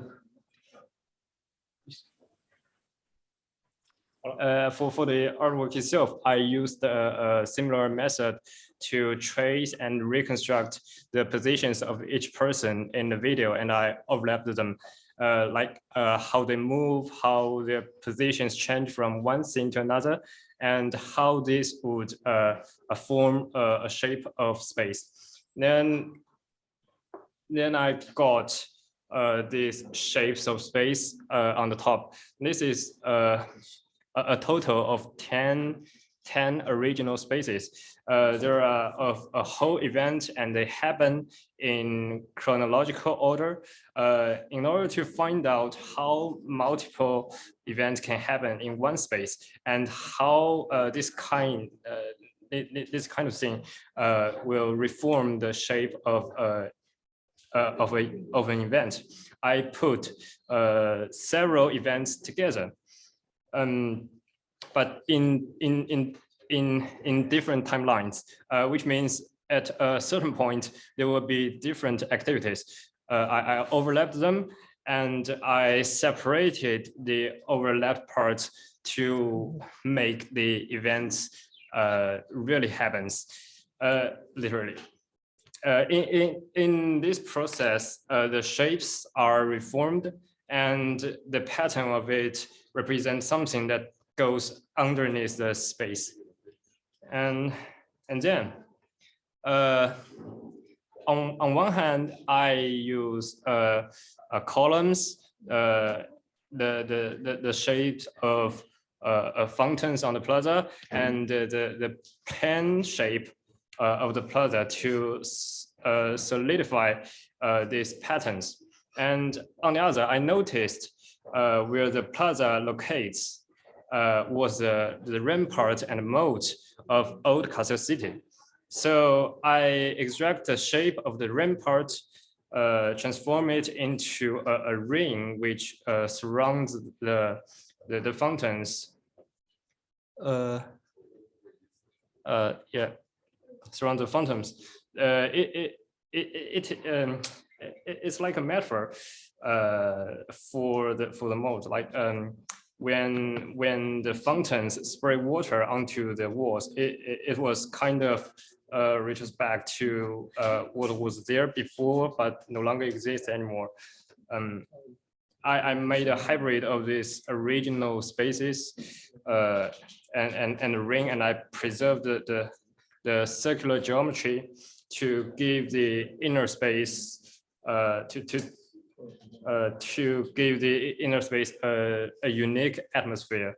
No matter when people walk into the plaza or when they take the train to go through it, I was trying to create a kind of feeling that they are getting involved in a larger event. And these are the rest of my pictures. I think that's all. Okay. Nice work. And anybody wants to begin first?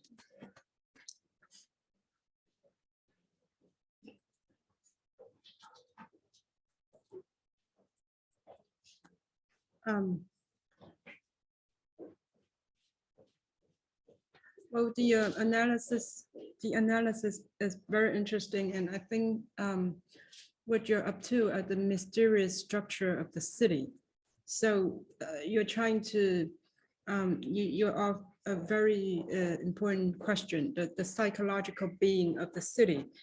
And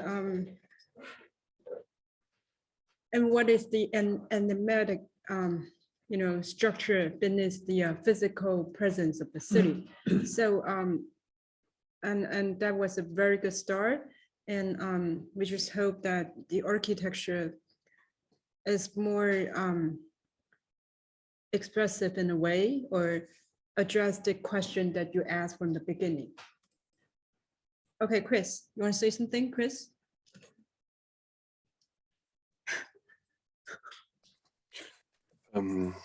But let's stick to the proposal that we go through the 3 last projects, and then we speak about it, if it's okay for you. Oh, I think it's difficult for them to pin up and unpin and stuff. Okay, I'm sorry. Move on quickly with each one. They have large board. I can say a little bit. The candle beginning was really nice, and coming from there. And then the making of the ring and the transformations in a sort of cycle was also a nice move. And then the transition into water. Yeah, this is a very nice drawing. It's nice, it's very nice. Yeah. And then I didn't quite get the next drawing. It transforms into around the fountain, or it makes a fountain. I think I understand it. And it picks up the circular of the royal square. And then the fragments somehow are like rocks. And I don't know whether I understand it right, but they're like memory rocks in the fountain with water and light playing on them. So it has a nice potential, but yeah, it's a good exercise in the time and everything. I'd be interested to know what Chris thinks about the scale in the square and the light, or someone from Kassel. Yes, Chris, say something about the site and his approach on the site. Actually, this King Square, Königsplatz, it's really important for the city. And like almost every documenter, they are one of the most prominent artworks. Maybe I don't know, but you might have heard about this obelisk yes. last time, which was made for the refugees approaching Germany. And this subconsciousness, or the psychology of pain, of suffering, it's really deeply embedded into this context. That's why I think he made a very good decision to, first of all, to tackle this project, to work with this artist, and to work with this location. And this itself makes it very powerful and strong. It didn't really enter the realm of architecture, let's say, but I see that there is a lot of potential, and working in this field itself and taking this into consideration, it's very, very powerful. And I really encourage you to keep on working on this, because it really helps you a lot. I mean, I just speak for myself. Before this stupid war started, I worked on a memorial in Kiev, which is now, of course, like on ice. But working on topics like this is incredibly important for other people, of course, for the history, and also for yourself, to define yourself. All right, congratulations. Congratulations, good work. Let's move on to the next student. Very good, thank you. Thank you, Chris. Thank you. Thank you.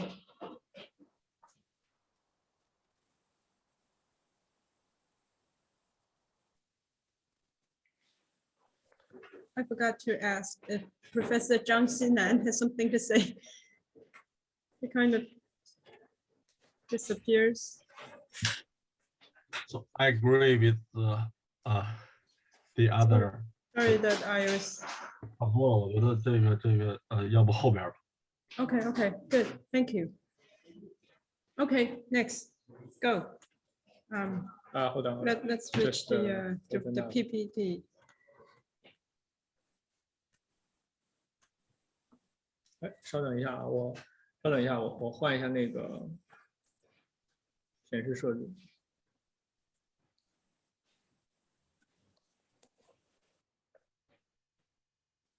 好了，可以开始了。我这边是可以直接点。你直接点那个都行，对，就是普通的。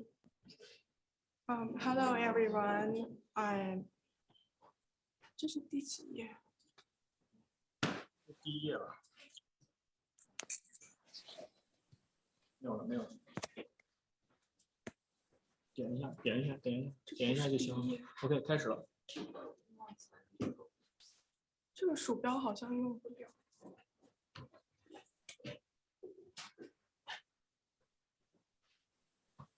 不行吗？哦。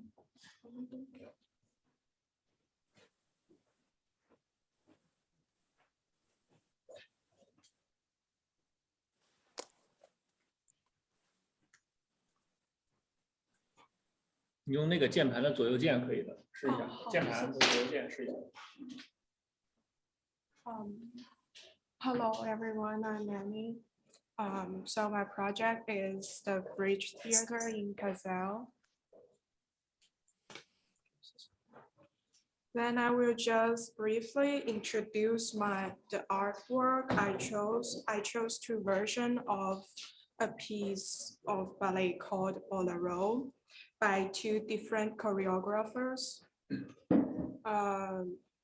The main difference between these two versions of Bolero is the choreography. The first one is more traditional, and the latter one could be more modern. Then this is some of the drawings that I draw when I was doing my artwork analyze, choosing some significant scene of the choreography moments and draw them on the paper. And then the right page is the comparison of two versions of choreography. Okay, then the next one is my site analyze. Kassel is the city I chose. Then the city is marked by the Fulda River, which visibly divides the city into two parts, connected by some bridges. The city itself is made up of clearly distinguishable parts of the history. The old medieval city center and the industrial area.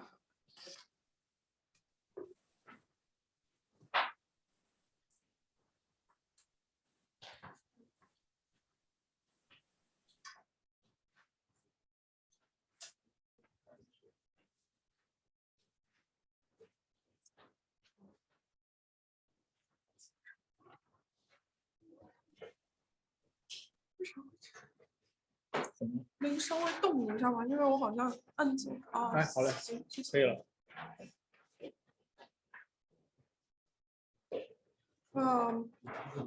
In addition, the Fulda River played an important role in the industry development of the city. For example, water transport was an important economic activity before industrial age.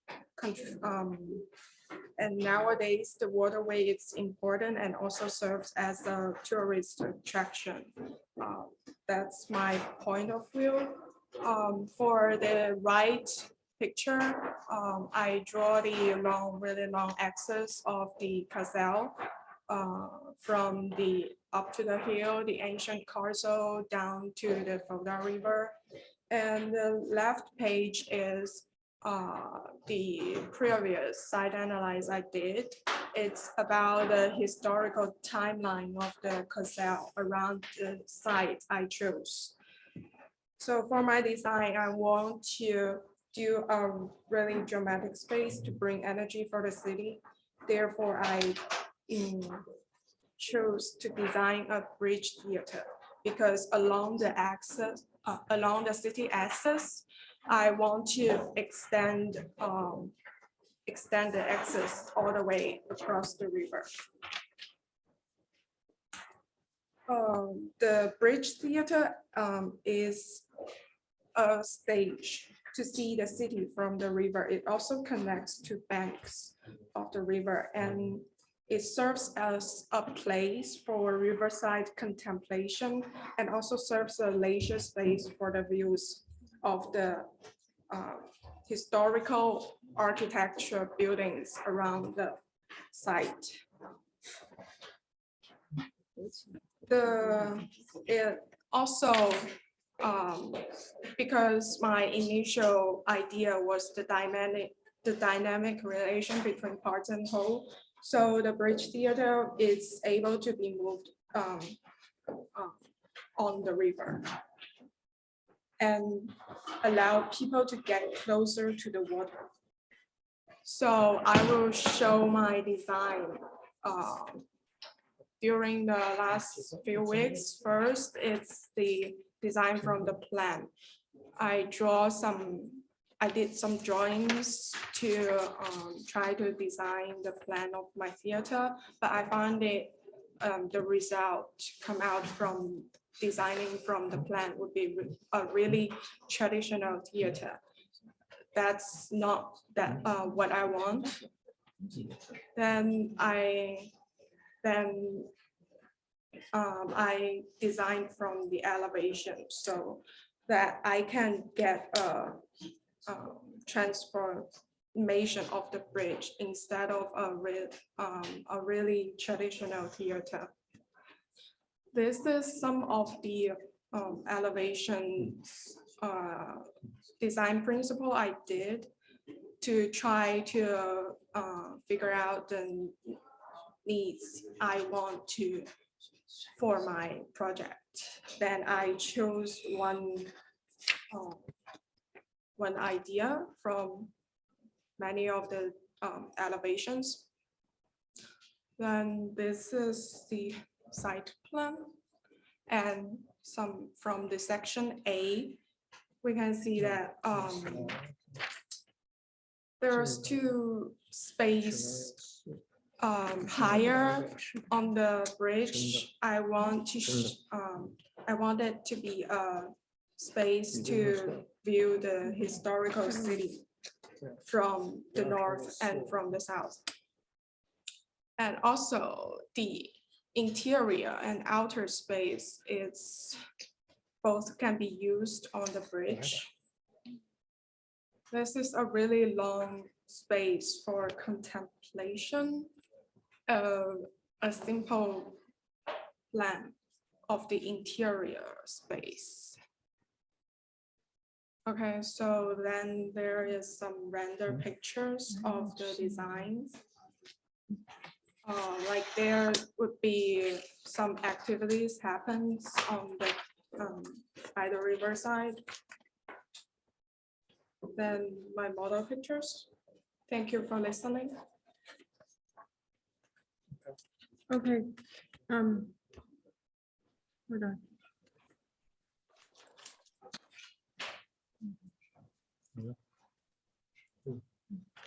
Okay, beautiful work, and I see the students progress a lot, and eventually her program is very interesting. She has a theater on the river, which is very poetic, and apparently the theater could be moving back and forth along the river, and it has different kind of perspective towards the city, and it can address different contexts of the city in different ways. And she mentioned something about parts and whole, and she's trying very hard to construct the architecture syntax that she can prove from the early study. And I think one of the drawing that looks really amazing. I mean, the model is amazing, and this drawing looks really amazing for me. And she's trying very hard to get her architecture syntax, and I really appreciate her work. And let's see. let's hear from our external critics. Okay, Chris, you want to say something, Chris? You are internal critic, you're not external. So you should speak more than me, and it's your side. Well, actually, the idea itself is beautiful, to connect the two sides of Kassel. And there are, in fact, some bridges which refer kind of to, you know, modernism, as Kassel is rebuilt under the aegide of, let's say, the modern time. So I'm saying you have a bridge for cars, you have a bridge for pedestrians. It's not really a meeting place, it's just a bridge, and a bridge can be so much more. And so she developed a really nice topic around this. This is one thing which I really appreciate, and I also appreciate this kind of drawing. So I guess this is very, very strong, and I also see, to be honest, that she was running a little bit out of time at the end of the semester. And I guess if she would have like 2 more weeks, the design itself, like this renderings, would look probably somehow different. But I see there is a lot of potential, not in the idea, but also in the architectural execution. So I guess very good work, and she's almost there, let's say. She's almost there. Yeah, she's almost there. And I think she tried very hard, and she made such a great progress. And I really appreciate her effort. And let's see who else wants to say something about this work. No, it's a nice idea. Also, it made me think of the Venetian floating theater of Rossi. Rossi, yeah, which is nice. I wonder if the theater is really the right program, and that if it couldn't be a gallery also for art.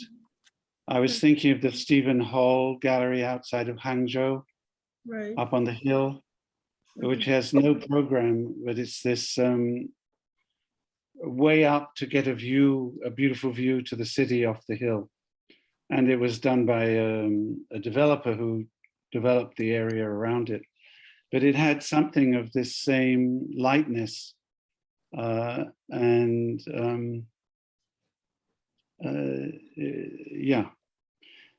was built with very simple materials, very light.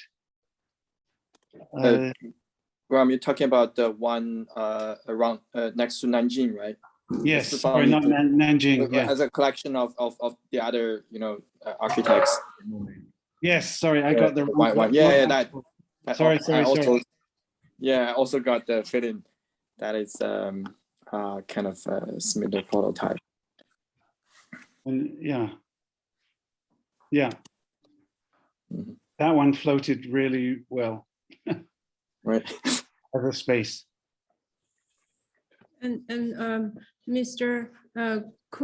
Christian Kuhner, you seem to have something to say. Yes, very briefly. I don't want to take up so much time, but a beautiful concept. And I think before we talked about the documenta, all about also connecting people. And I think the theater, this floating theater, connecting water and earth, connecting the two parts of the city, connecting the past and the present, I think that's a perfect synonym and a symbol for that, and very beautifully executed. So very nice. Thank you. Thank you. Thank you very much. Beautiful work. Thank you. Next one. Let's move on to our final students. The final students. The last one. Yeah.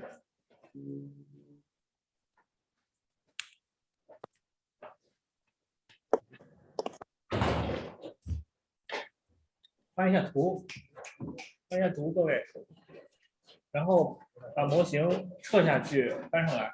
OK。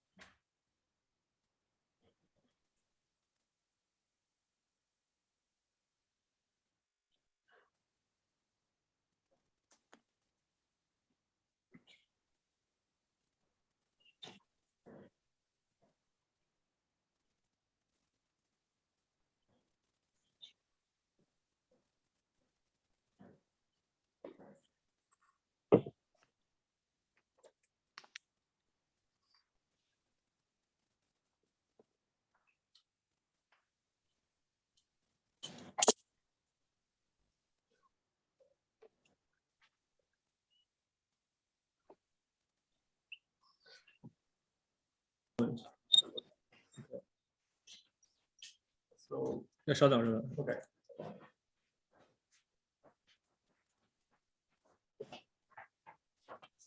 好了，控制吗？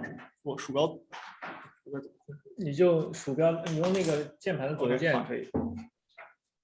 So I'm the last student to do the presentation, and this is the artwork which I chose.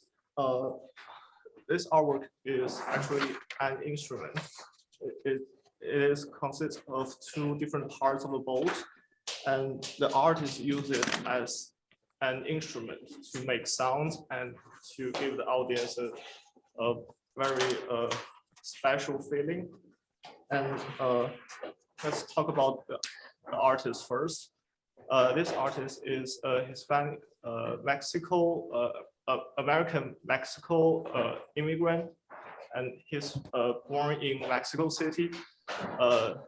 Actually, he have done a lot of work along the country border, along the American and Mexico border. So all his work actually is about the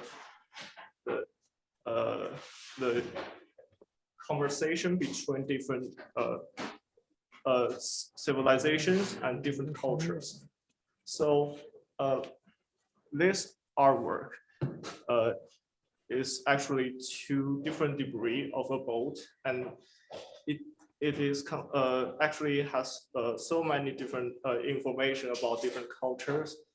Actually, you can see that in those two parts, it has so many different instruments that are all collected along the border and in the refugee camp. Some of these are actually they are true instruments like the drum, the Indian drum, and others are actually just something the people left there, and the artists collect them and use them to make sound. And it can show that it gives me a very strong feeling of the image. It can show me the imagery of the Athens. So in actually this artwork has a very strong conflict between those two parts. You can see that the left part is all the skin of the boat, but the right one is all the structures. So my first of all, my work is to construct the whole boat and mark the location of the two parts of the debris. And I want to try to find the connection, the basic spatial connection between those two parts. And then I try to mark the different information that this artwork that marks. You can see that firstly I draw the map of the world, and actually it's a brand new one because first I locate different points on the artwork, then I draw the right location that the artwork infers. So this is actually a combination of different parts of the world map. And then I try to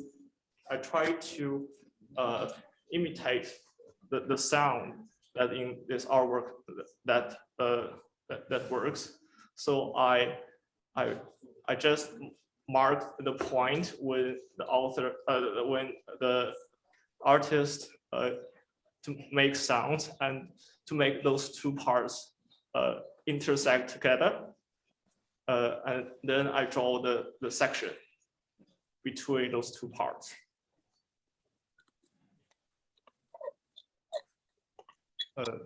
为什么它不能往后翻页 ？Sorry. 稍等啊，稍等一下。And then I found that the world map is a lack of scale, so I try to find another methodology like the city, maybe the knowledge plan. So I then draw different cities knowledge plan, but this isn't successful because they doesn't intersect. They don't intersect together.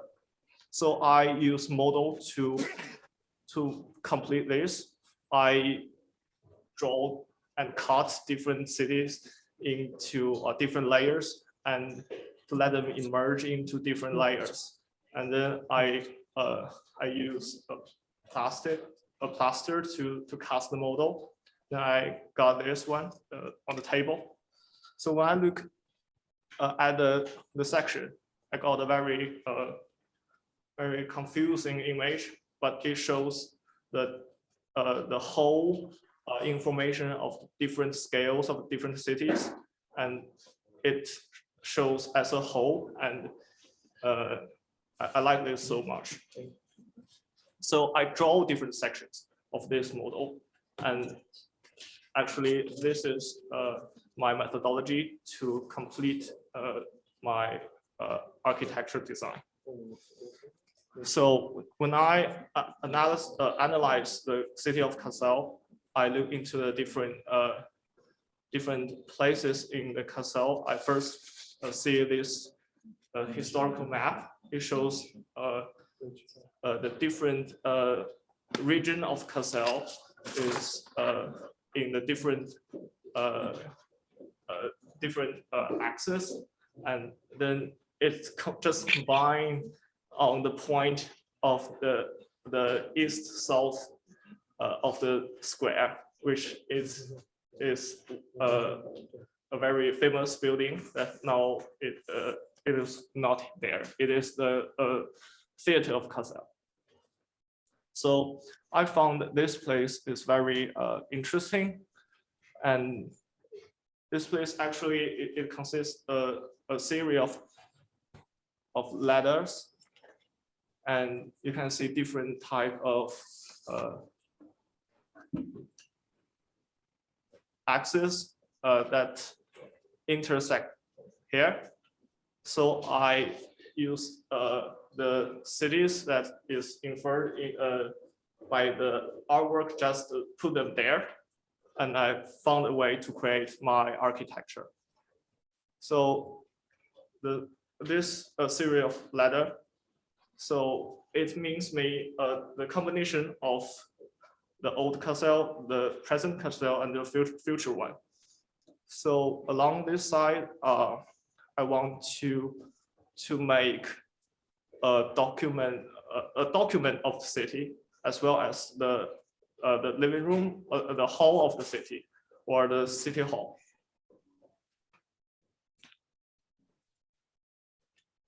I find that the knowledge plan of the city of Kassel, it just has a very 我不知道怎么说，它在这里产生了折叠和扭曲。Okay, the knowledge plans in here has some sort of folding and twisting. Yeah, it's folding. The context, the city context. So the site plan. So I just use a series of a circulation system to make it as the circulation of my architecture. Then I put different stack to represent different knowledge plans, and these are the two systems of my architecture. So this shows the connection between my architecture and my formal work. This is my architectonic model. This is the final work. It shows I made the scheme. It shows the architecture as a whole, but actually it has a very different scheme and the structure. And this is the inner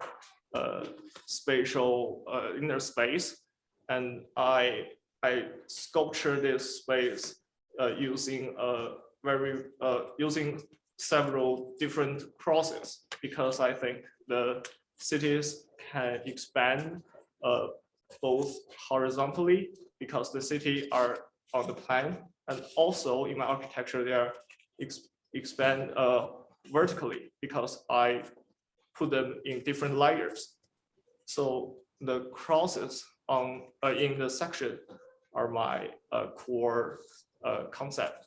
So that's all my presentation. Thank you. Okay, beautiful work and very talented student. And well, I have to turn on my camera here, and he even make very nice postcards, and I'm going to steal some from my students. Okay, beautiful postcards, very beautiful. Like the whole thing is the presentation, the model is crazy. I mean, very talented student. He doesn't really need to say so much about his work. His work speaks for himself. And okay, let's open the quiz to our critics, external critics.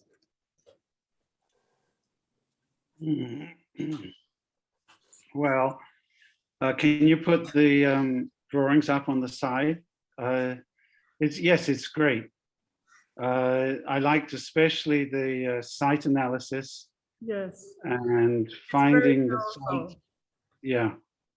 Then it's interesting. I really like in this slide that's up now, the top right piece, before it really goes into the sort of deconstruction. It's kind of interesting because the layers are still much more clear. And then when you go into the deconstruction, you have, like the earlier one, the problem of knowing exactly how the light gets down and through into the layering becomes much more complicated because the things start to bridge across above.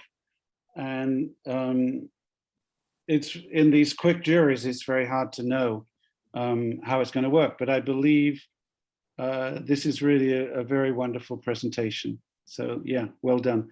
I've got to go in 4 minutes. So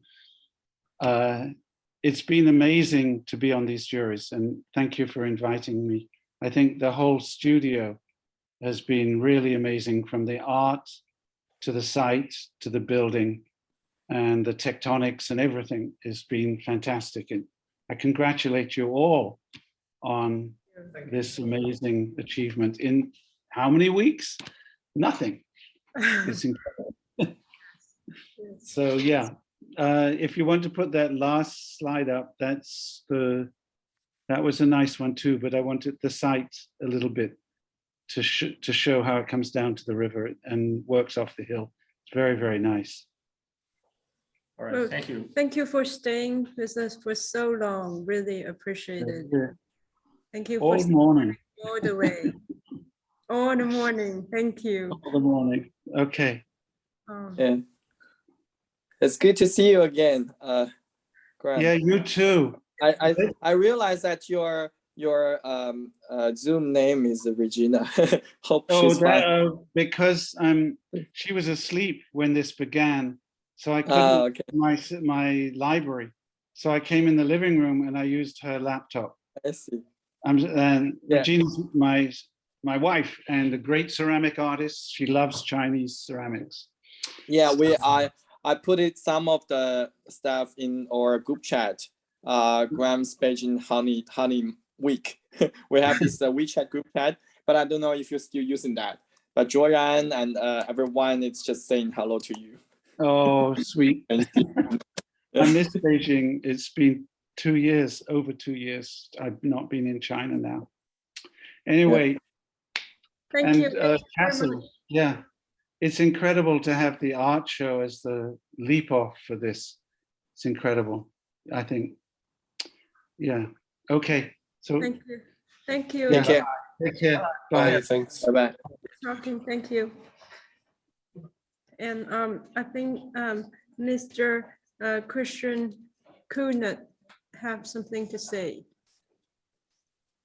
Again, very briefly, very, very well done. I love the symbolism of the boat, the music, and for this transition, the journey, the travel and migration, which is very, very contemporary, I think, and very fitting for this area. So also beautiful interpretation of the themes, the transposition into architecture, the translation into architecture, connecting it to the city architecture as well. And the result, the last picture, reminded me almost of a spaceship. So I thought that was a nice one. Yeah, it's a beautiful, very beautiful work. And, you know, the architecture syntax is very unique and it's completely from himself. From the early stage of the art analysis, he has his own approach. He has his own language. It's a very unique individual and he could be a very good architect. I can believe that. And I just hope that, you know, next time you can control your energy a little bit. You're amazing. Let's see, who else want to say something? Chris or Ziyu or Professor Zhang Jiyuan. Anybody can join. It's the last one. So we can talk about this project and make some final common words of this. Can we go to the last image? Or the second to the last? Last. Okay. How? Okay. Last. This one? Oh yeah. Last one, yeah. The last one. I fully agree with the other professors. I'm just a little bit curious, you know, because where there's a different approach for your let's say scheme, but of course that I assume this one is more like elevation, but somehow it's showing a little bit of the interior. Is that right, or it's just like some kind of like a part of the perspective view of the building itself? It's inside the building, but in the northern side, northeast, the point of the building. So it can be seen or can be seen inside the building, inside the architecture. Sure. And if you go back to the last image. Yeah. It's very interesting that I like this one because you are showing a very different attitude. You gave in the building itself another how to say, because the inside I feel that has a strong link with the layers you're talking about, and then all these kind of reshifting and remapping layers, and but outside you still gave it a very uniformed or unique gesture for the building itself. I think that is I'm not sure if it's a spaceship or something else, but I like it. I'm not too, because yeah. But I think it's a good, you know, if it's a real spaceship or something, that's I think that goes to certain symbolic or how to say in English. 过于脸谱化，我觉得这个反倒更好。I the last I speak Chinese, but I think that that is great. Yeah. 谢谢。 Okay. Well, I think you also, as the other students, did a very good job in terms of analyzing the artwork, the urban analysis, and defining your own spatial syntax and your own topic. I really like it. With this project, first I was a little bit like not scared, but I was kind of confused.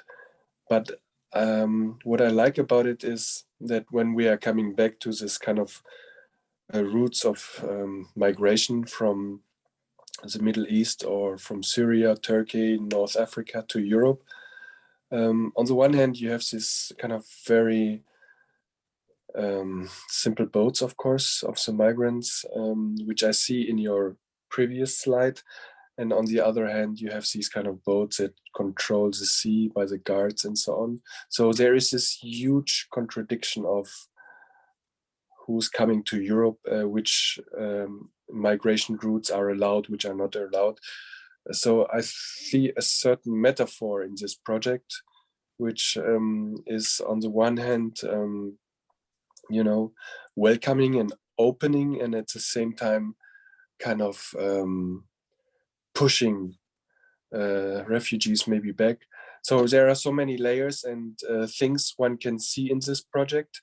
which I think makes it very open. And I think for a project like this is a right and very correct approach, not to end up in a very defined and specific detailed architecture, but more on a conceptual, emblematic and metaphoric level. So this is my final word to this project, and my final words to all would be that I'm incredibly happy with the work that you did. I think it's very strong, and I'm looking forward to share this work with the curators of the Documenta. As I said in the very beginning, a super nice and interesting group of people. Some of them even have an architectural background, so they are very much eager to see your work, and I will, of course, share their thoughts with you, and I wish you good luck for your studies and also, of course, for your future. Thanks a lot. Thank you. Let's see if Professor Zhang Jiyuan has some comment about this project and our studio. Final words for our studio. I would like to say congratulations to our students, supervised by Jiyuan and卜骁Xiaojun. I think the most important thing you learned from this studio is that you can generate the design of architecture, but not only seeking the form by study. That's all. Yes. Okay, Jiyuan. Okay, beautiful comments. Let's see, Professor Zhang Jiyuan. A last comment. I enjoyed this. I enjoyed this whole process. You know, it's a great, not only seeing all these great works, but also comments from the professors, and that reminds me a lot of things we haven't, you know, thought about in the real world or in the practical aspect. And then yeah, I think that's it. Okay, thank you. Maybe what about Thank you. Professor Fan Lu Yes, come on. and Professor Christian Kuhne? Professor Fan Lu first. Thank you, everyone. I think this design studio is quite challenging for all the students to start from artwork to the site analysis, then to the real construction details and something like that. And secondly, I think you should learn a solid methodology from Jiyuan and Xiaojun. I think it will quite benefit you in your future career. As I want to say, and congratulations, you all have done beautiful works. Thank you. All right. And also Professor Christian. All right, that's all. And thank you, all the great comments, and thank you for all the tough 5 hours. I think. Yeah. Thank you. Thank you for all the critics, and thank you for staying with us for so long, and all the great comments. And we have a really nice semester, and I would like to say thank you for all our Congratulations, students. Congratulations. Bye, everyone. Thank you. We'll talk to you later. Bye-bye. Bye. Take care. Nice weekend. Have a nice good night. Bye. Bye-bye.